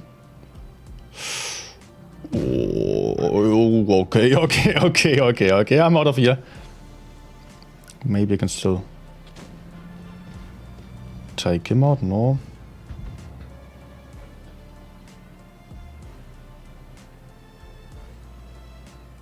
Oh, there he is.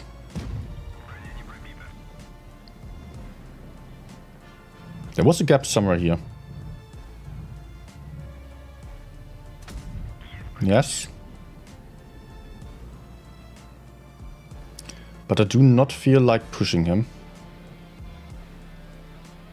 Or maybe I should. Nah, I need to help my teammates maybe. I think that would be better. But the question is if it's possible.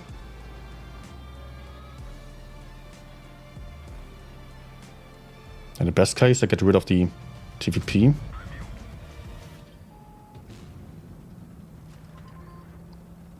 If I manage to take out the mobility, then we have a chance. Oh, they're coming. And I failed the track shot, of course.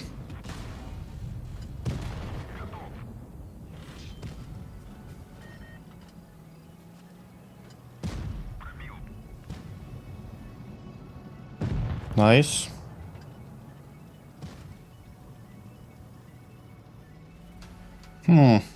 Not looking great, but maybe there's a chance. Problem is that the enemies have double 183, which can one-shot all of us.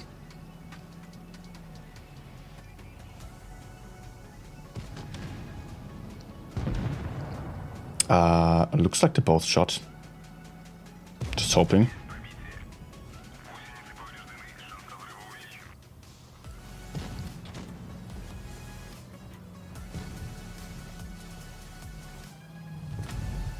Come on. Nice. Track, maybe?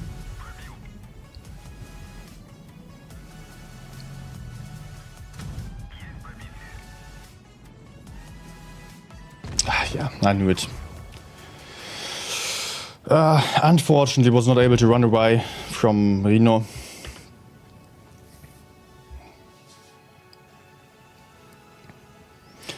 Still had a good game, but yeah. Again, team just disappearing. And one Yo was basically AFK on base A the whole game.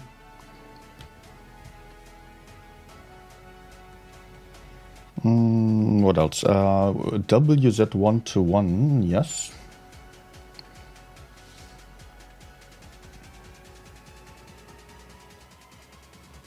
Chinese.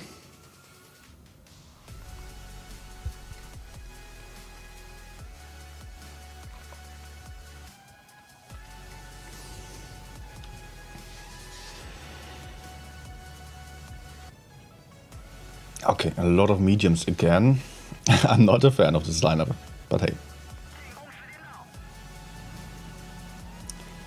Should be doable. Heavies are also coming over.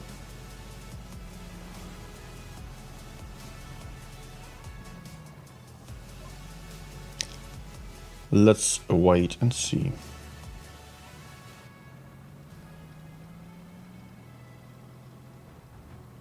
Go in, yes.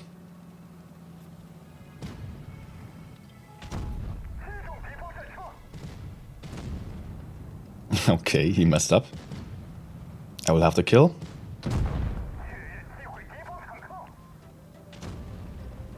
Oh.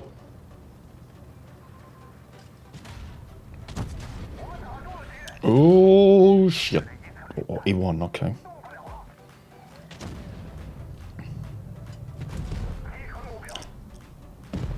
Not bad at all. Now we should actually go for STP. Just taking out the DPM first.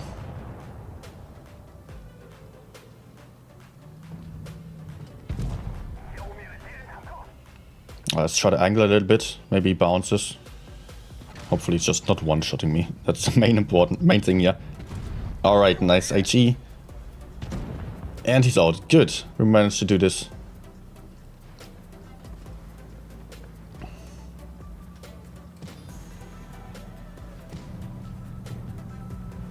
Maybe I can do some more still. FV. What's that, E4?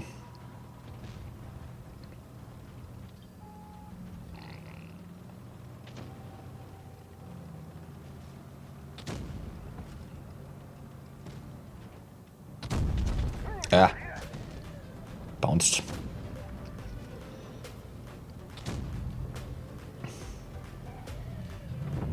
No, I hit the gun of a Max. Sure.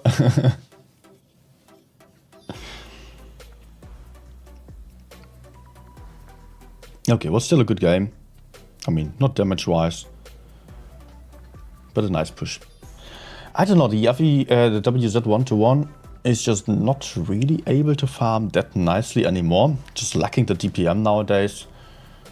But it gets reactive armor, and it's still pretty good and still fairly easy to play as well. Has a lot of armor, high alpha damage. So in that regard, I can maybe recommend it.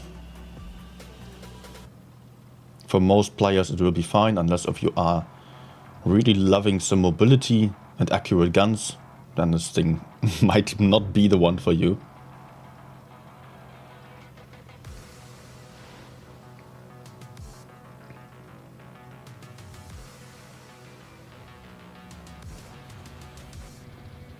Okay, I will actually just set myself up to crossfire at the start. Nice. Oh, there's more. Come on, don't block me. Ah, dude, you're not even reloaded. Let me shoot. Oh man. Oh my gosh, and I get tracked as well. It was a really bad peek here. Oh, not a batch this YOLOing. What is this guy doing? First blocking instead of fighting, or instead of decapping the base.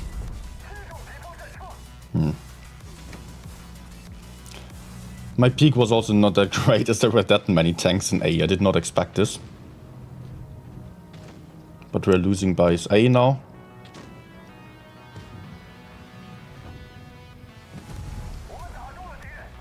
And I will struggle to push on the right. That's a problem.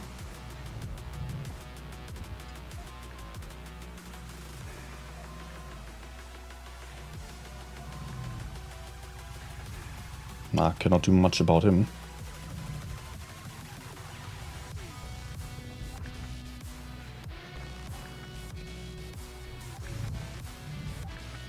Ah, sure. And the 113 is just farming instead of fighting.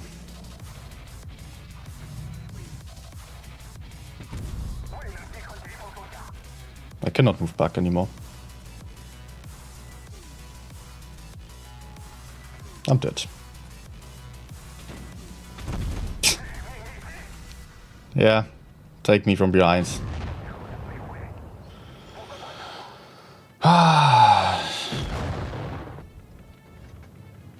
And this guy just sitting there shooting the other side of the map when it would be so easy to push forwards. Nah.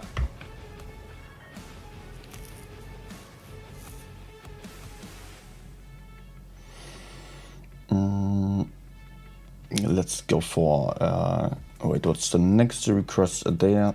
IS4? No, Caro. Caro, okay. Man, I'm so unlucky with the teams right now. It's crazy. So, Caro, IS4, and then the next tournament game will also start. I think I'll still play 3 games before. Noel saying line will be free to get in like 1 to 2 years. No, not free to get, but at least for a cheap price. You know, once tanks come to the sale on the shop regularly, then they cost maybe like... Well, first of all, you might be able to get it for like 45 or 60 euros or something. And then you might get it for 27,000 gold. Maybe 22,000 gold. At some point it will get lowered, of course.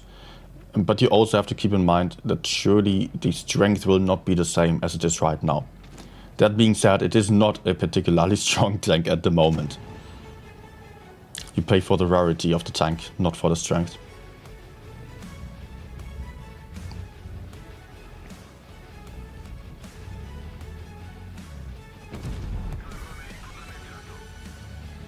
Oh my gosh, no. Fuck off, man. Thank you for standing right behind me.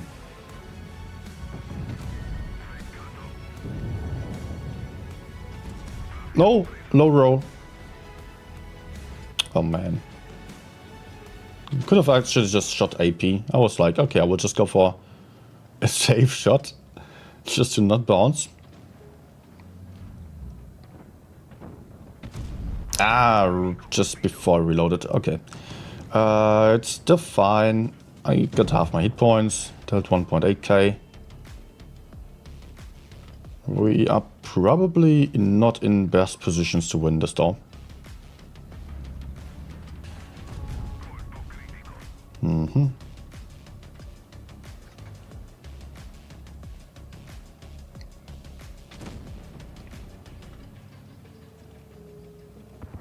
Nice.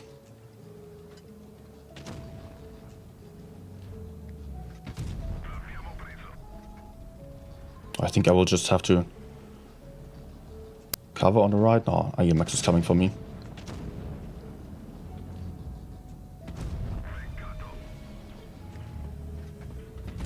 And I bounced this one. Nice. I even loaded APCR already to not bounce off. Still I did. But okay, we're winning now. Now we have the advantage.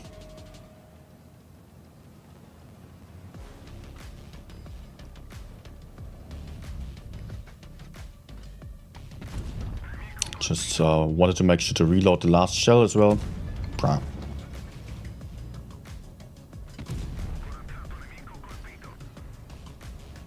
And reload.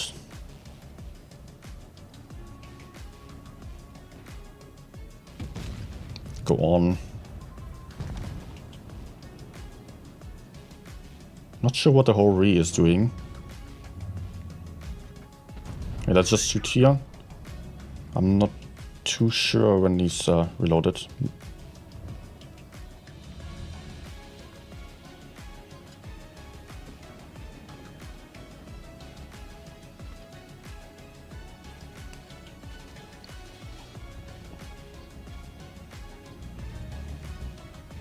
Nah, okay.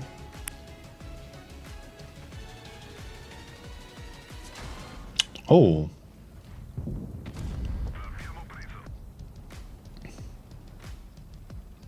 Hit points of my teammates, just to make sure I don't throw the game away now.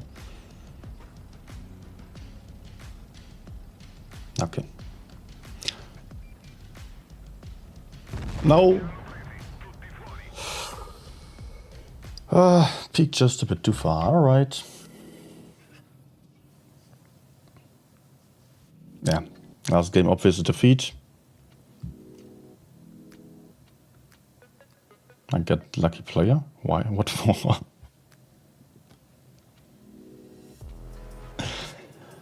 Alright, next request was IS4. That will still work out.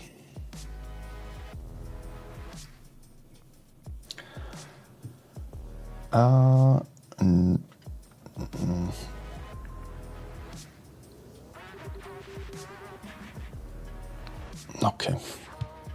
The IS4 actually also a very nice tank. Not one of my favorites because of the accuracy, but it has great mobility. Yeah, let's maybe just support Matt's side here.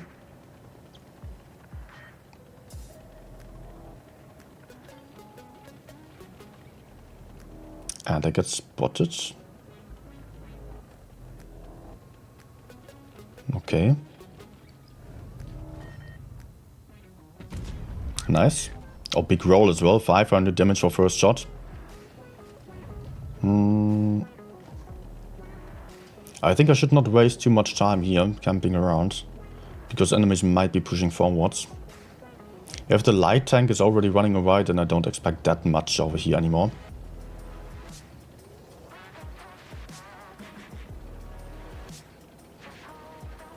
So let's increase the pressure on them. No.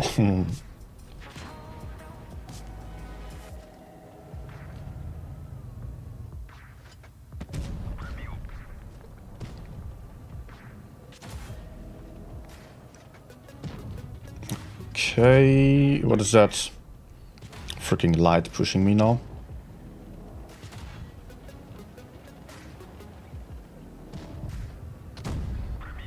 263 also pushing me, and my lights, mediums are messing up.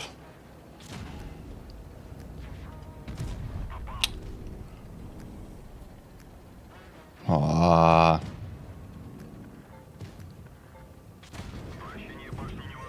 Wow. Dude.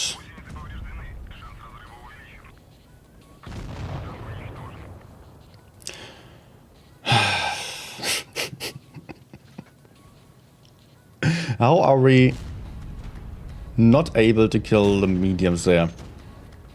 We were 3 versus 3. Light tank was not even with the enemies. Leo was already... I mean, I shot the Leo as well. And still, it was not enough to kill them. Basically, I had 1 medium, 1 light tank against 1 Leopard. 263 was going for me. That shit was not in the fight. They lost this. With a full life heavy tank. A full life BZ-75, which had a cap as well. Against a half-life Rory. Oh my gosh. What is going on here?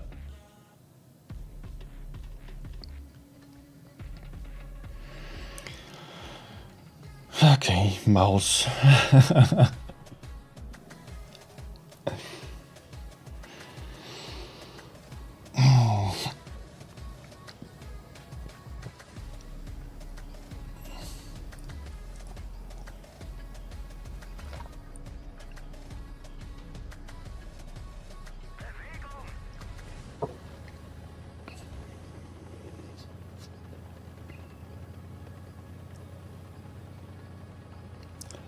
I mean, I'm just thinking about whether I should maybe not have gone for a medium side just to make sure that I would not have the issue of unreliable mediums. But dude, we were 3 versus 1 basically. 3 versus a Leopard. I could not keep going for him because I got pushed onto, but that's generally fine. If a heavy tank gets pushed, then it means that you're having some medium tanks that do not get pushed.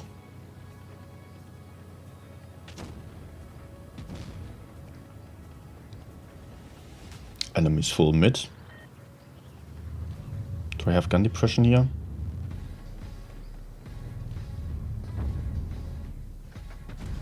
Kind of. But first of all, we really need to get rid of this guy.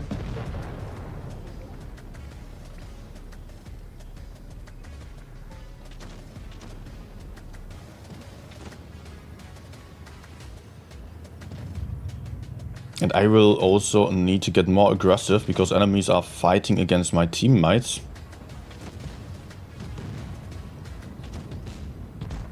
Oh my gosh, that's not good at all. This side is already lost there. Yeah, I need to reverse again.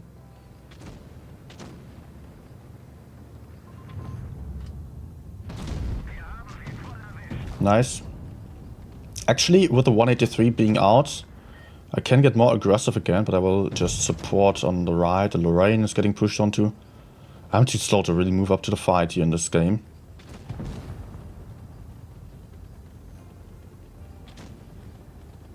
No, I'm there. Nice. Mobility's out, not just 1 medium still. Gonna shoot him? Now let's go for Jag.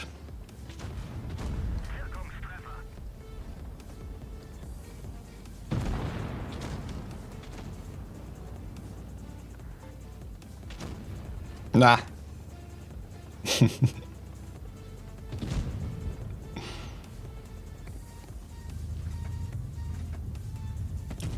Okay. And the Rhino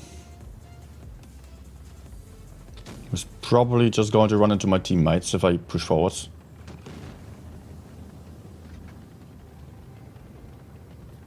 Yeah, exactly. As usual.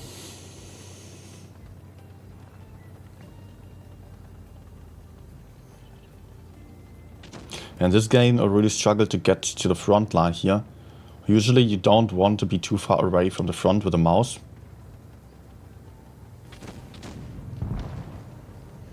Thing is, you want to be the one to take the shots, but in this case, I could not really be to the front without putting myself at risk of dying, because my teammates were about to die. So it's super important when playing a tank like this to really predict what is going to happen next, to not end up in a situation you don't want to be in. So slow tanks might be easier in some regards. But at the same time, they are easier in that they can trade nicely, but at the same time, you're struggling more with the positioning. If you have teammates that are not doing what you intend them to do, yeah, then you have a bad time. I will go for one more IS4 game because the last one wasn't all that great. And then the next tournaments are starting. Although Chief Tank gets requested again, I can do so after. No, my position is trash. Good.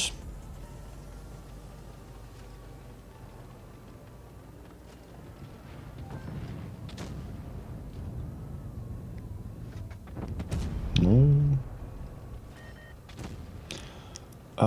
I think I will push on the right side onto this TP there.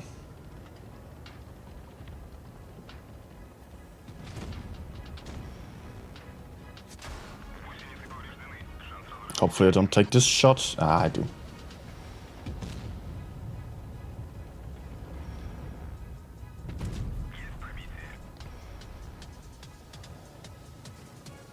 Okay, are you really pushing?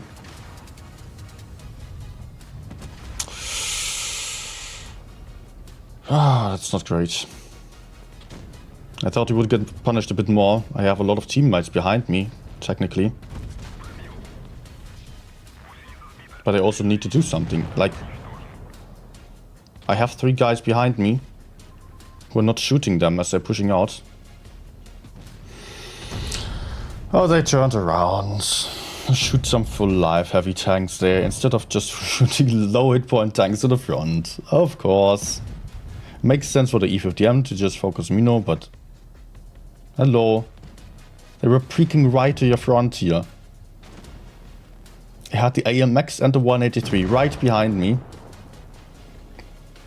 Man, these teams are awful right now. It could absolutely not be worse.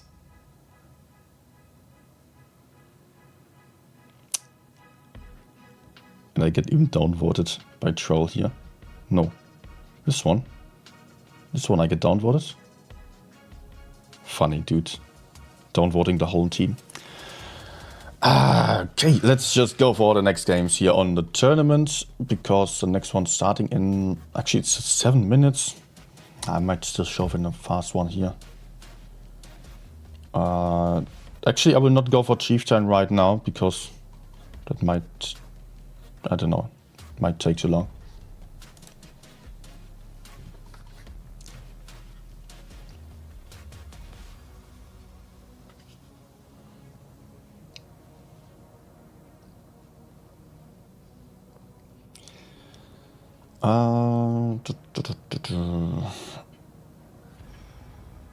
Three mats against us there.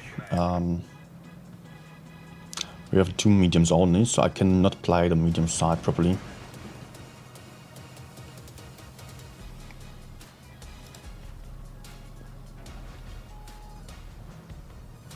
Oh my gosh. Quick spot.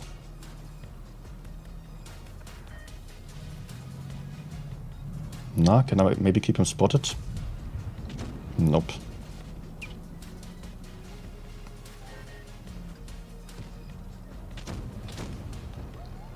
But maybe like this.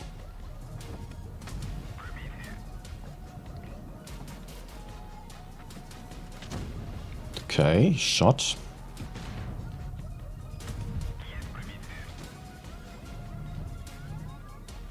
Can at least shoot him.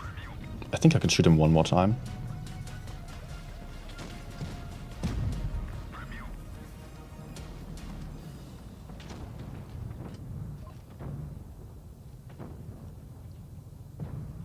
Okay, yeah, let's just go in here. Kill those tanks over here.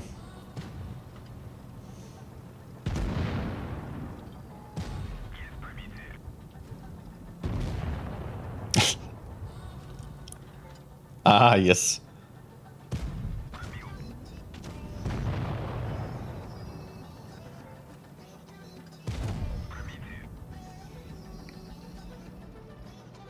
Okay, where's the AV now? Gotta be careful with the 183.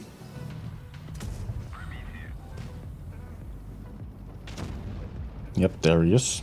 Come on, auto aim. Nice.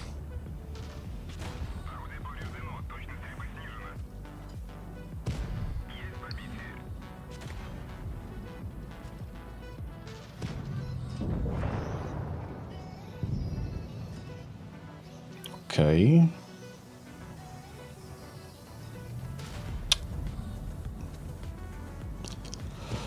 Go, please. Go, go, go, go, go, go.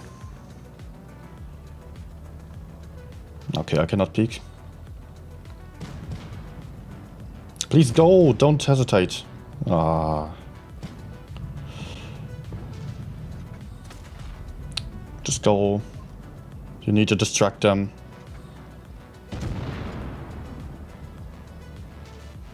He doesn't want to go.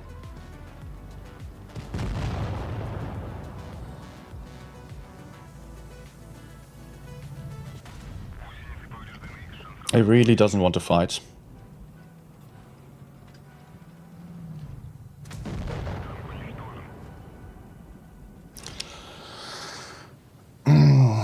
Okay.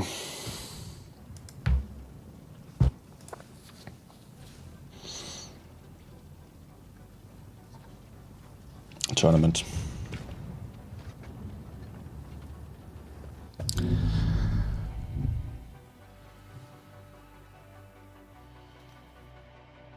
Yep, last game on Hellas obviously also was defeat.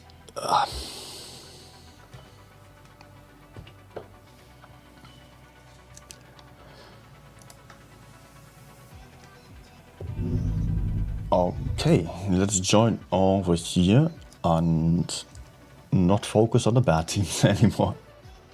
Now we are to see some good teams again, namely Risk and RN. Actually, I want to just quickly check again. Let's refresh. Let's refresh the website here.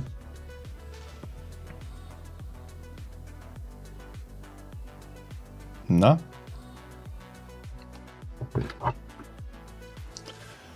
Load, please. I will quickly grab some water before the games are starting.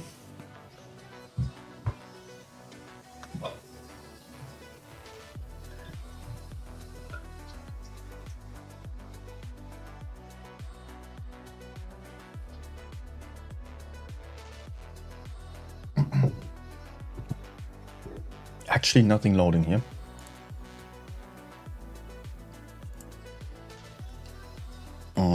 Would have been nice to still... Oh, 1 second.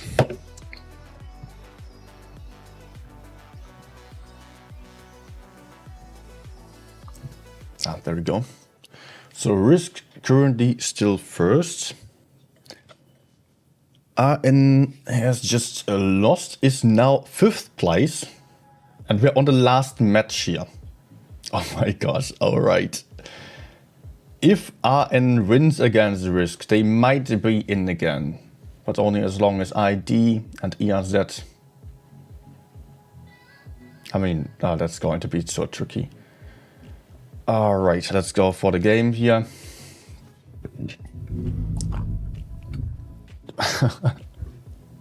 Well, Risk still is... I mean, Risk is safe. They don't need to do the absolute phenomenal thing here. The thing is that RN is in a very tricky situation now. RN might have just been dropped out of the top 4. Potentially they can get back in again. But it really depends on the other teams, how they play. And also, if they win, they have a realistic chance. If they don't, they will be out. That's for sure. So they can only try their best and pray. RN fielding triple E50M, FE215B, F-Skunk as well, double AMX M4. Risk going for quadruple M4, double S-Skunk and FE215B. So full heavy lineup for Risk, quite a different approach here to RN, which is going a lot faster. They actually forgot to look at the map. Map is Middleburg. So with the E50M lineup, it will be quite easy to take the high ground early on, get a quick C-cap. But at the same time, they will easily lose base B and A, which might turn out to be a huge issue.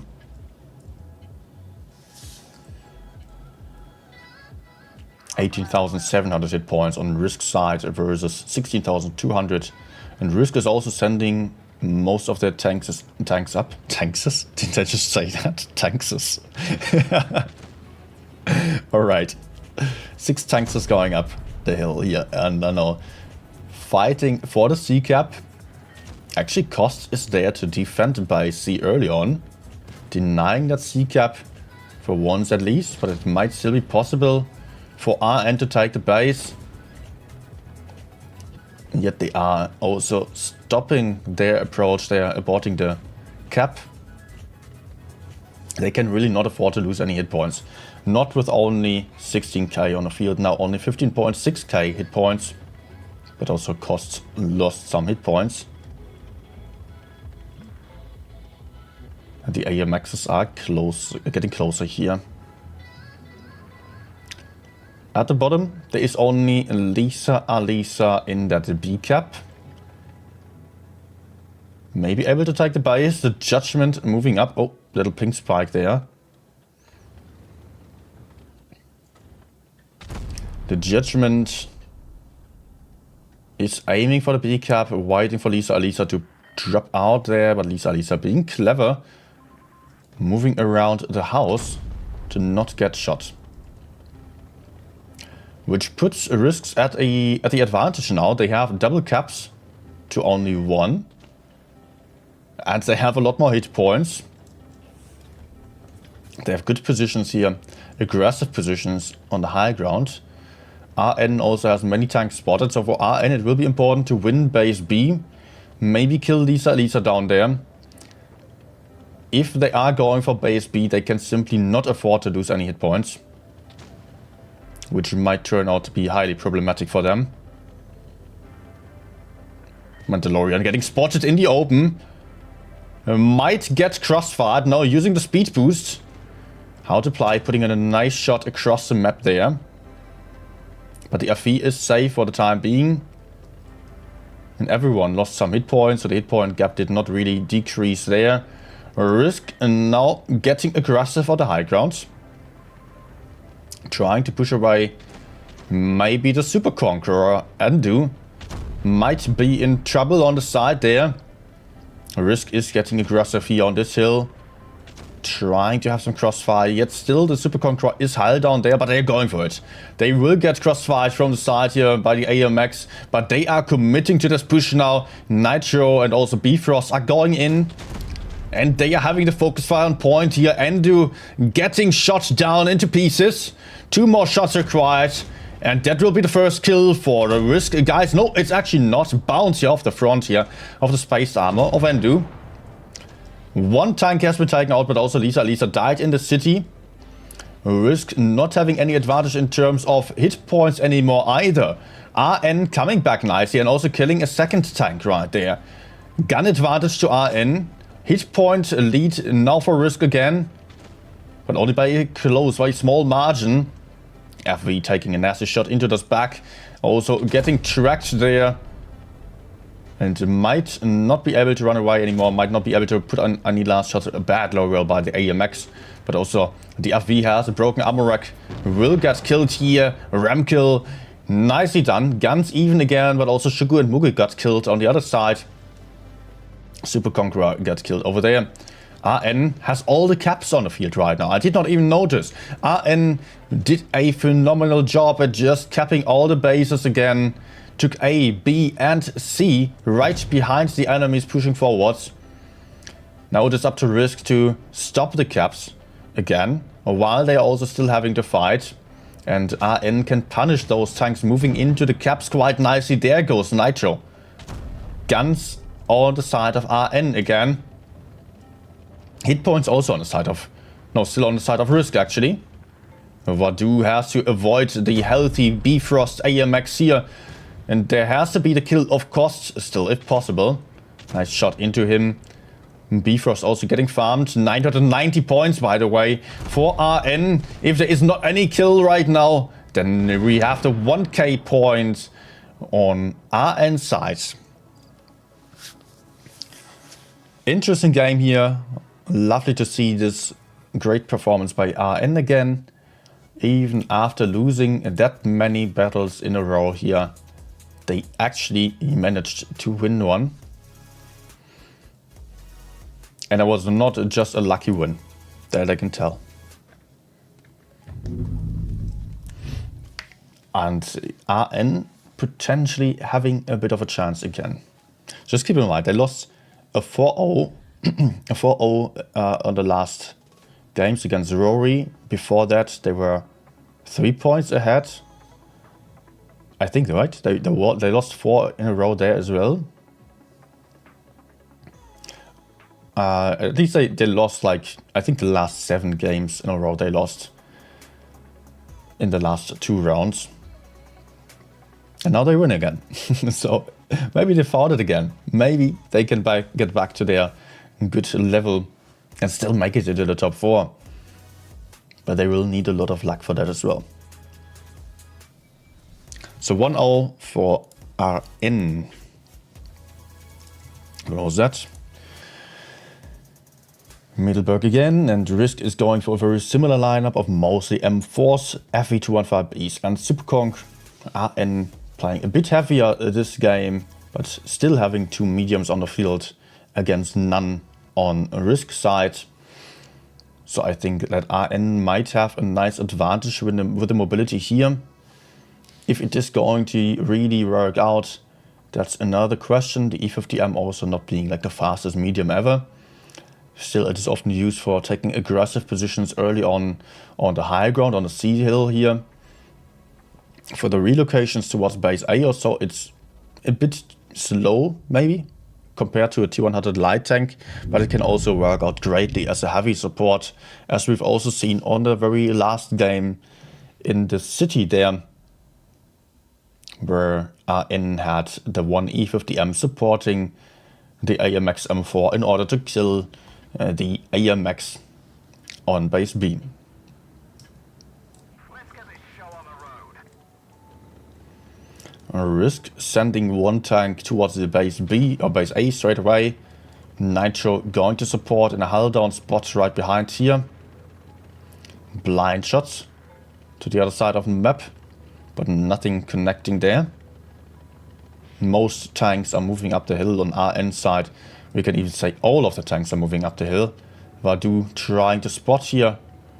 Not being able to collect any information up to this point. There we go. First spots are in. Crucial information for Vadu. He has to be careful to not get shot there. Some shots are trying to hit that turret. Also, Nitro might have some crossfire from the side. So RN has a lot of information now, but is it really worth it just for this, the E50M? I mean, also the RN tanks are all spotted now. There is not really any informational advantage here for RN, really. They also know that A has been capped, so there must be at least 1 tank on A. And they are immediately going for the push here. Are they really having the advantage, or are those AMXs running into bad crossfire? That's the question. It looks a little bit too aggressive here. Andrew moving in with the AMX takes a lot of shots there. Also has a driver dead. Might not be able to make it out alive. No, he is down already. 1 tank out on RN side. Bifrost in focus fire. RN now coming in with all the tanks. not necessarily able to focus fire all that well. Maybe it might be about cost here as Kujo is getting pushed onto. One tank out on either side. Risk with a good hit point lead already. Their last tanks from the city are still moving up the hill, so they are still having a disadvantage in the main fight, in the brawl over here. But how to play soon about to get hashed into his back by Nitroglycerine, who does have the amazing gun of the FE215. He puts in 614 into Tausa, into his first shot there. Big high roll on the HE. The E50M absolutely struggling. They are getting focused really hard. Vadu and Kujo still in a fight against Hermes and also Shugu and Mugu. Shugu and Mugu down to one shot. Gets picked up. Guns even. Hit points highly in favor of Risk though. The FE215P moved down from the hill, but will have some nice crossfire into the AMX. With the HE especially, this is going to be a win for the team of Risk as they are just able to pick up another one. Only leaving one AMX on the field here. Brave push by RN.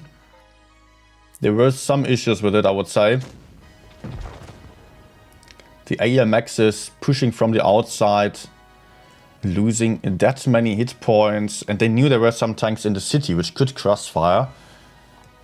Of course, just pushing into the flank there might have worked out, but they pushed far to the outer side, and not just to the next targets in line. They got focused so hard, driver dead immediately as well. That was also not too beneficial there. Look at Endu. 500 damage done, only one shot. Also, yeah, the E50Ms, they fell back after spotting at the start. I noticed that. They were spotting, or one tank was spotting aggressively, then falling back. The other E50M was still in the rear. Then the heavies decided to push in immediately, while the E50Ms were quite far behind. They did not all push at the same time. That was also a bit of a disadvantage here. But I did not really like this push there through the middle. I know it can sometimes work, but not if there are tanks in the city as well and can crossfire like that with the FE215B. And there were two tanks down in the city which could crossfire the AMXs moving into the middle. That cost way too many hit points there. Game number 3 is incoming. Risk just a winning one, tying the score. And we are switching maps to Naval Frontier, which is often quite interesting. And it's the first Foch that I see in this tournament. On the side of RN, double FE215B for the extra mobility and DPM, triple AMX M4 for some extra hit points, and then an E50M for some mobility. On Risk side, we have some faster spotting tank with a 200 light tank and a couple of Super Conquerors. I was too slow to reach. A couple of Super Conquerors as well as some FVs, I guess. Let me check. No, one Super Conqueror, one FE, and some M4s then on Risk side. So a more durable lineup, but also less damage output.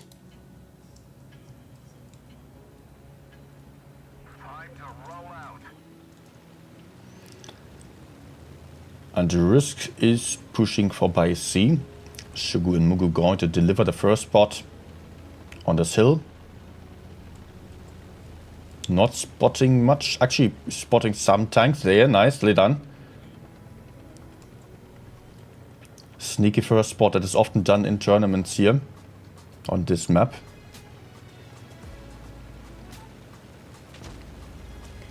And RN is playing for the B cap aggressively. Taking some shot already. But also some tank here. Hermes also lost some hit points.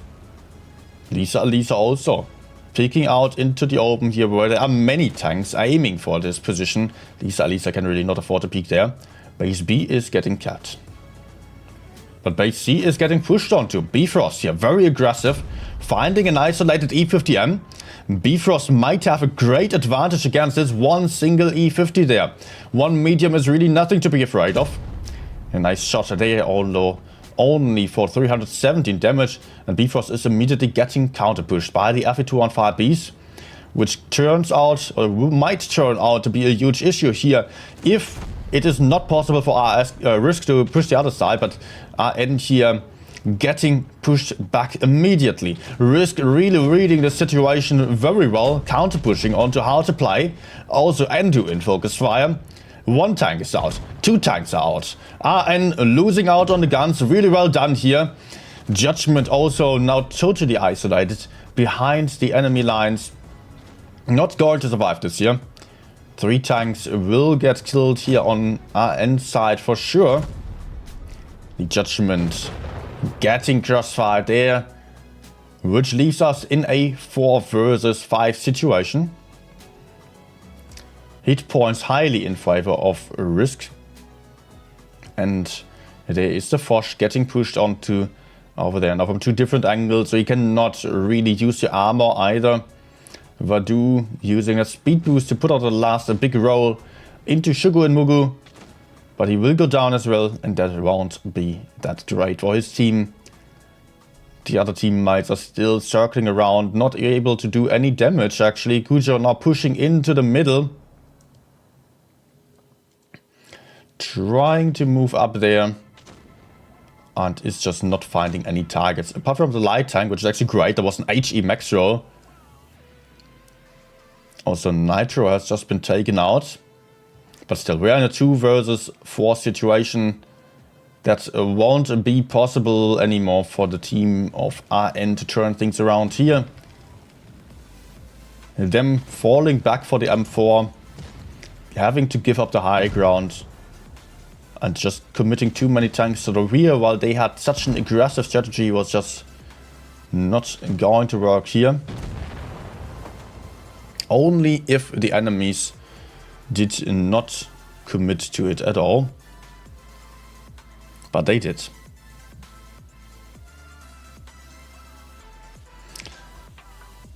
Problem here was really that RN played a strategy that was fully focused on shooting out the middle area. They wanted to send in those tanks right to the center, to the B cap. And from then on, they wanted to somehow push forwards maybe. And they counted on any enemy pushing back onto the middle to get punished badly. That's why they had the Foch set up. That's why they had the FE215Bs behind the AMXs in the middle. But as soon as the team of Risk pushed on the bridge, RN had to do something. They were losing the E50M and they were about to end up with tanks all the way behind them, having tanks stuck in the middle where they could get crossfired from multiple different angles. So as soon as that happened, they knew they had to counter push one side or the other. The front had a lot of tanks from Risk there where they could not really push into. So they decided, okay, let's go back, kill the AMX in the rear. But they had to commit 2 tanks for that while the E50M was running away. So that left 3 tanks, 3 AMXs completely alone in the middle without any backup at all anymore. All that Risk had to do was just be aware of this situation. As soon as the RVs got spotted, the E50M was spotted running, and they just needed to push in and kill those AMXs as they were pretty much free kills. 2-1 now for Risk. Suddenly at the advantage. Same map again, same lineup for Risk. RN playing a bit of a faster lineup with an IS-4 double FE215B Chieftain as well. No Foch this time.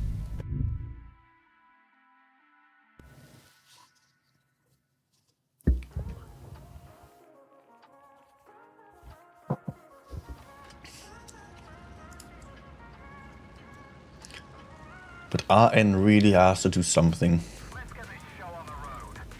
And they will really need to get in some wins now.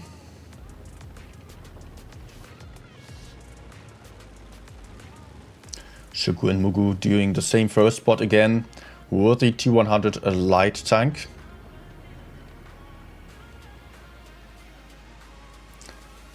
At the same time, the rest of Risk is moving forwards on base C.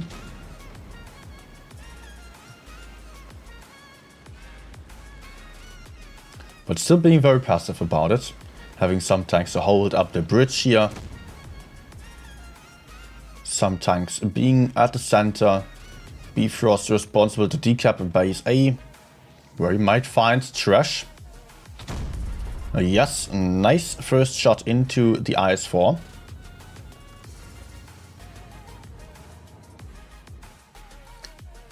At the same time, Andu is covering from the side here, now pre-aiming Bifrost. Not really, not really. Trash losing a lot of hit points here, down to 1.2k HP already. That was not quite working out. Some teammates from Risk also shot in from that angle there. A-cap denied. That was a fail here for RN. Now RN is at the hit point disadvantage. And they are also not having any caps yet. And Risk is immediately making use of this opportunity and pushing in here. With everything, they are going for base A. They are having 2 tanks in focus fire. They will get the kill of Trash. They also want to take base A, want to take control of this part of the map. Trash a one-shot now, able to fall back for the time being. Maybe he can still get picked up anytime soon. On the other side, we've got an AMX pushing into the rear, trying to distract some of the Risk teammates here. But that doesn't seem to be all too great for him either. RN losing tanks here in the front, losing the IS-4 first, but now they're also counter-pushing. There come the E50M, the Chieftain, the FV215Bs with their DPM trying to help out Endu. FV getting blocked there, getting tracked on the crossing. But there's 1 kill. 3 tanks out on RN side. Also, Risk lost 1 gun already, but just 1 against 3.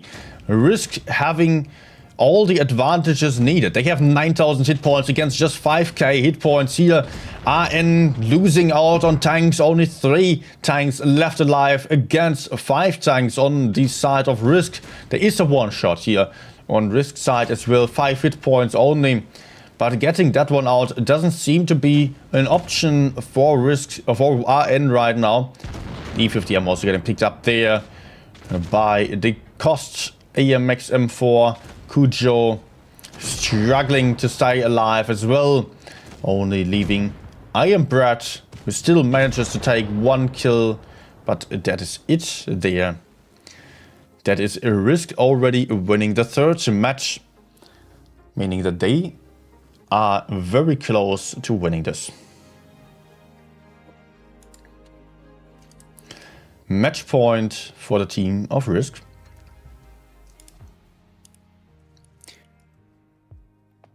Now 3-1. And this might be the very last game, and this might be the one match that kicks RN out of the top 4. Or at least denies them the re-entry into the top 4, as they are already out. They already lost it on the last 2 games. Or at least one of the games lost them the top 4. RN readied up with a triple AMX M4 lineup. Double Chieftain, Super Conqueror. Actually, 2 AMXs only. Double Super Conqueror, double Chieftain, and an IS-4. Nope, actually another M4. Risk, on the other hand, having 3 AMXs, 1 light tank on the field as well. Double FV and a Super Conqueror. Lagoon will be the next map here. The light tank might play a crucial role often, especially on this map. I feel like it's quite important, but of course full heavy lineups can work out greatly. The question is how they're going to play this. Both teams have fairly fast lineups that can go to many different sides. Both teams also not having the best tanks for holding. Of course, they have M4s and some super conquerors that can be used. But they don't have really heavy lineups here.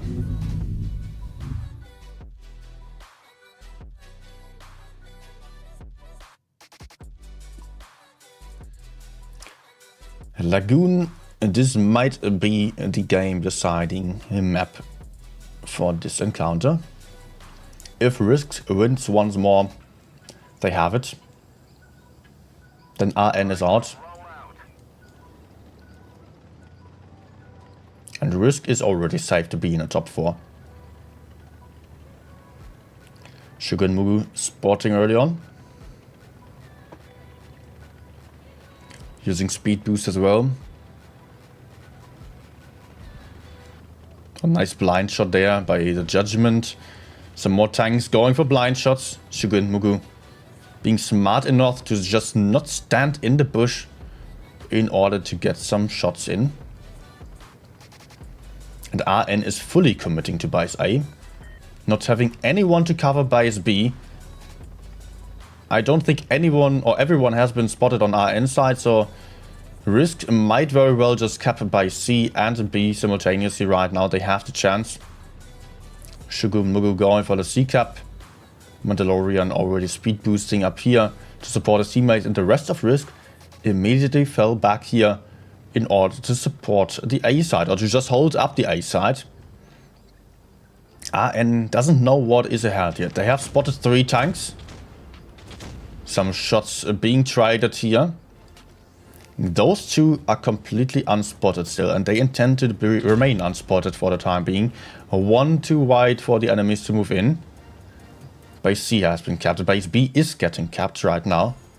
RN just committing to one side only. Now on the back foot here when it comes to the caps, definitely. And pushing forwards into this is also unlikely to work out, honestly. Even though RN doesn't have the full information, but they can already guess that there is a lot. So what is RN doing? Currently there is not much that they are doing at all. They are probably coordinating, waiting, baiting potentially. They might relocate to counter push base B, but at the same time they would leave those tanks alive, left in the back here in the front, where they can get killed. So if the AMXs are left alone there, then they might get killed quite easily. So I think what RN is trying to do is trying to bait here. They are sitting on base A, unspotted, not even peeking. They are hoping that if they are pushing into base B, then Risk will push onto the AMXs here.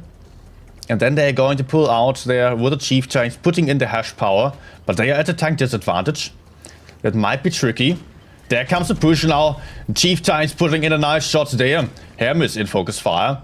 On the other side, we've got the T100 and also the RV moving up as well. But it will mainly be about this side here. Chief tanks moving in now. They have a lot of DPM with the hash, but they need to get the shots in. And Risk is doing a great job at hiding here behind these rocks. The chief tanks cannot really get to use their guns all that nicely. But they are moving in now. Lisa about to get killed. 1 gun out on either side. Hit points neck and neck. RN actually doing a great job here with this bait. There they have the gun advantage. Risk down 1 tank now. Hit points slightly in favor of RN, but that's really nothing mentionable here. And RN is counter pushing now. They have the FV215B in focus. They have the AMX here, or the Super Conquerors, still in the front. The Judgment coming in to seal the deal here for the 1 S-Conk. Cost will also get picked up fairly easily, which leaves us with these 4 tanks against 3 tanks on the other side, which just managed to attack base B again and run away. Good amount of hit point lead, 1k hit points more for RN, also gun advantage for RN. Really liked to see this bait that RN set up there, that was well done. Did Sugar and Mugu disconnect there? OMG, no! Not in this situation. The light tank disconnecting. How unfortunate. To be honest, it is likely to be a win for RN anyways. But yeah, you don't want such a situation to happen. He actually remained completely unharmed. Just imagine how he must be panicking right now. Sugar Mugen now coming back in here to support Mandalorian. But Mandalorian getting hashed. They are losing a lot of HP. Sugar Mugen not able to deal all that much damage there. Still puts in a nice shot into the Chieftain before running away. Nice drive-by. Base B is getting stopped again. Nitro trying to counter-push into the Judgment. Together with Sugar and Mugen, they might be able to kill the Judgment as well. 4 versus 2 though. 900 points against merely, 778. That's not going to be possible. And Nitroglycerine still able to take out 1 M4. And also Kujo got killed. 2v2 suddenly. But Nitro will surely get killed. Sugar and Mugu has to run away now in a 1v2 situation. Gets picked up there with a nice shot by Vadu.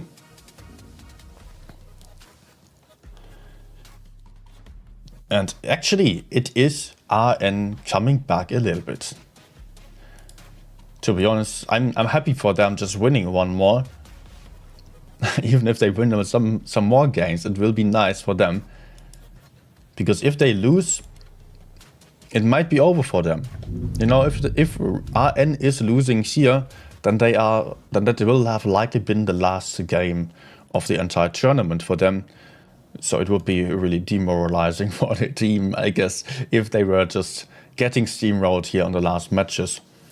So I hope they are still getting some close games, even if they don't make it in the end. Would be nice for them to see. RN immediately readied up again with double Chieftain, double Super Conqueror, triple AMX M4, full heavy lineup. Again, Risk is not ready yet.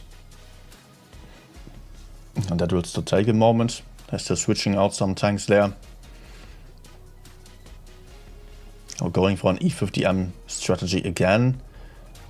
1 E50M, triple M4, double S-Conk and an FE215B.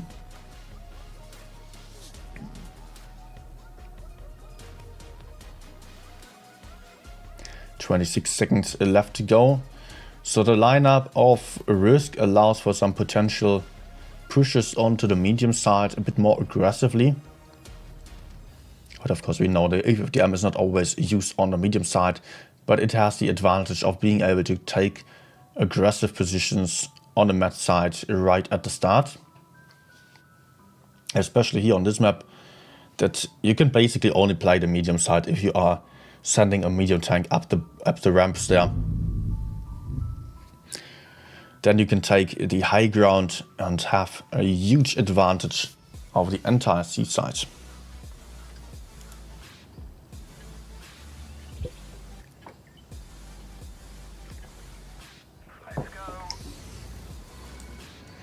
Let's go. Maybe the last game. Again, it is a match point for Risk. RN again going for the A cap with everything. This time there won't be anyone spotting them though. But Bifrost getting aggressive at the start. That's exactly what I was talking about. He's just moving up the ramp there, where he is hull down, where he can just shoot it down onto everyone surrounding this hill potentially. And he can cover the B cap from the side here, just to make sure that there is no one defending it. Costs not going for base B, is afraid that there might be a bait or so. And also probably a little bit worried about his teammate Alisa, who is also still aggressing here, knowing that the whole RN team is there again. They are moving up again, similar to last game. Risk not having to reinvent the wheel for this battle, as they can just basically play the exact same strategy. Even though they did not collect the initial spots. Some shots flying, but no one really dealing much damage here. Some tanks lost some hit points, of course. Mainly on side of Risk. Mandalorian now capping base B as well. Same as last game. And also the strategy of RN seems to be absolutely the same here. 2 AMXs to the front, covered by Chieftains. Other tanks to the side. But I would be highly surprised if the same thing was working out twice. And also the E50M flanks around into the enemy spawn, just like last game. FE215B managed to take the base. We'll have to make sure to get into a more safe position. Oh, Bifrost might be in trouble here. Bifrost remaining unspotted. Oh, this is sneaky. Bifrost remains unspotted. Can move up behind the enemies here. Has some nice crossfire now. If the enemies are turning around for Bifrost, then they will show their back to all of those guys over there. Then Risk can be pushing in. 2 tanks out of the fight over here. Risk currently having 6 tanks available to fight for base A. With the FE215B, maybe 7. But the other tanks are also moving up here. And now focusing the E50M. This will trigger a push on the other side. Risk is moving in here. Going for the AMXs to the front, but Trash doing a great job of blocking the enemy from moving out there. But Risk is going in now. Lisa losing a lot of hit points though. Not keeping the HP on the field isn't all that great. But Trash is going down first. Gun advantage for Risk. Bifrost circling around the heavy tanks there. Surviving for quite a while. Keeping 2 tanks busy. Which cannot be helping in the main brawl over here. This is crucial. RN down 2 tanks. Risk just pushing into the enemies, has to take out the Chieftains with their hash power. They need to die. The DPM tanks cannot stay on the field for too long. But these are at least down to 1 shot, has to be careful. Also Amorect, also Bifrost is permanently Amorect there. Cannot really go for any DPM anymore, but still has the mobility to run away. RN now counter pushing. Taking out Lisa Cost and also Hermes now in bad crossfire, but so is Kujo, who is not Kujo but Kujo Chitaro, who is now also 1 shot there. Cost falling back into the A cap, stopping the cap for a while, but also about to get killed fairly soon. Although I Am Brad is a 1 shot, and that seems to be it for RN. Chieftain getting taken out. The Judgment still taking out 1 tank, but the AMX will not have much of a chance against 4 tanks approaching him. AMX also blowing up right there. And that is a Risk winning this with the team of RN not making it into the top 4. GG's to both of the teams. To be honest, RN doing the same thing twice here in the end. Yeah. Okay. Interesting decision, I would say. But let's check the leaderboard here. Now we should have the final top 4. I don't know if every match is over yet.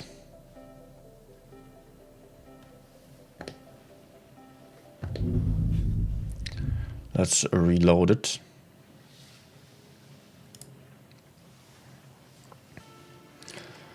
If it was only loading. Come on.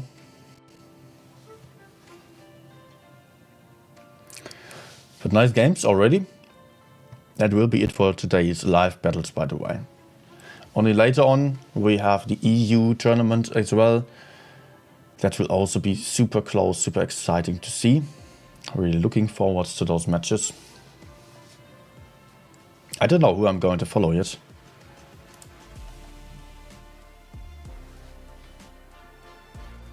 Nah, come on.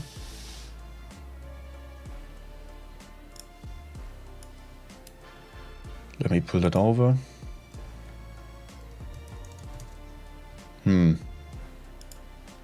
I would love to see some results. Do I have games for today? B-Love, yes, for EU server. All right, that's nice. They are, I think that's, yeah, I will want to see those. I think yesterday I was thinking either B-Love or Losi would be the most interesting to me. Ah, come on. But is it the same on EU server as well?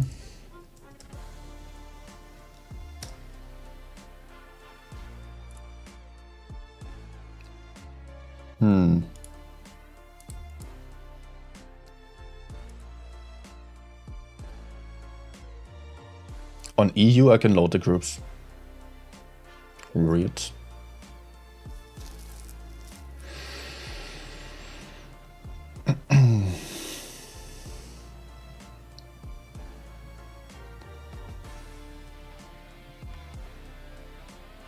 All right.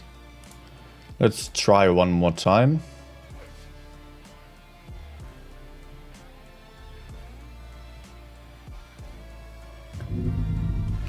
Unfortunately, I can not show you the results here. Actually, I can check in-game. Let's do that. I already closed the game, but let's just log in again.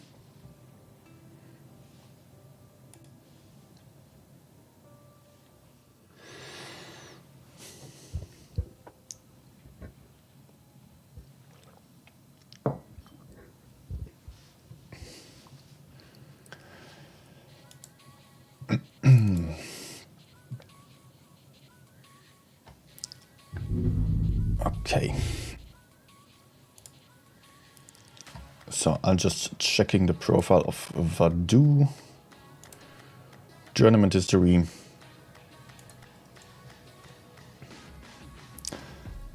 And then I can write info.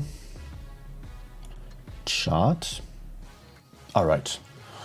But are all the games over yet?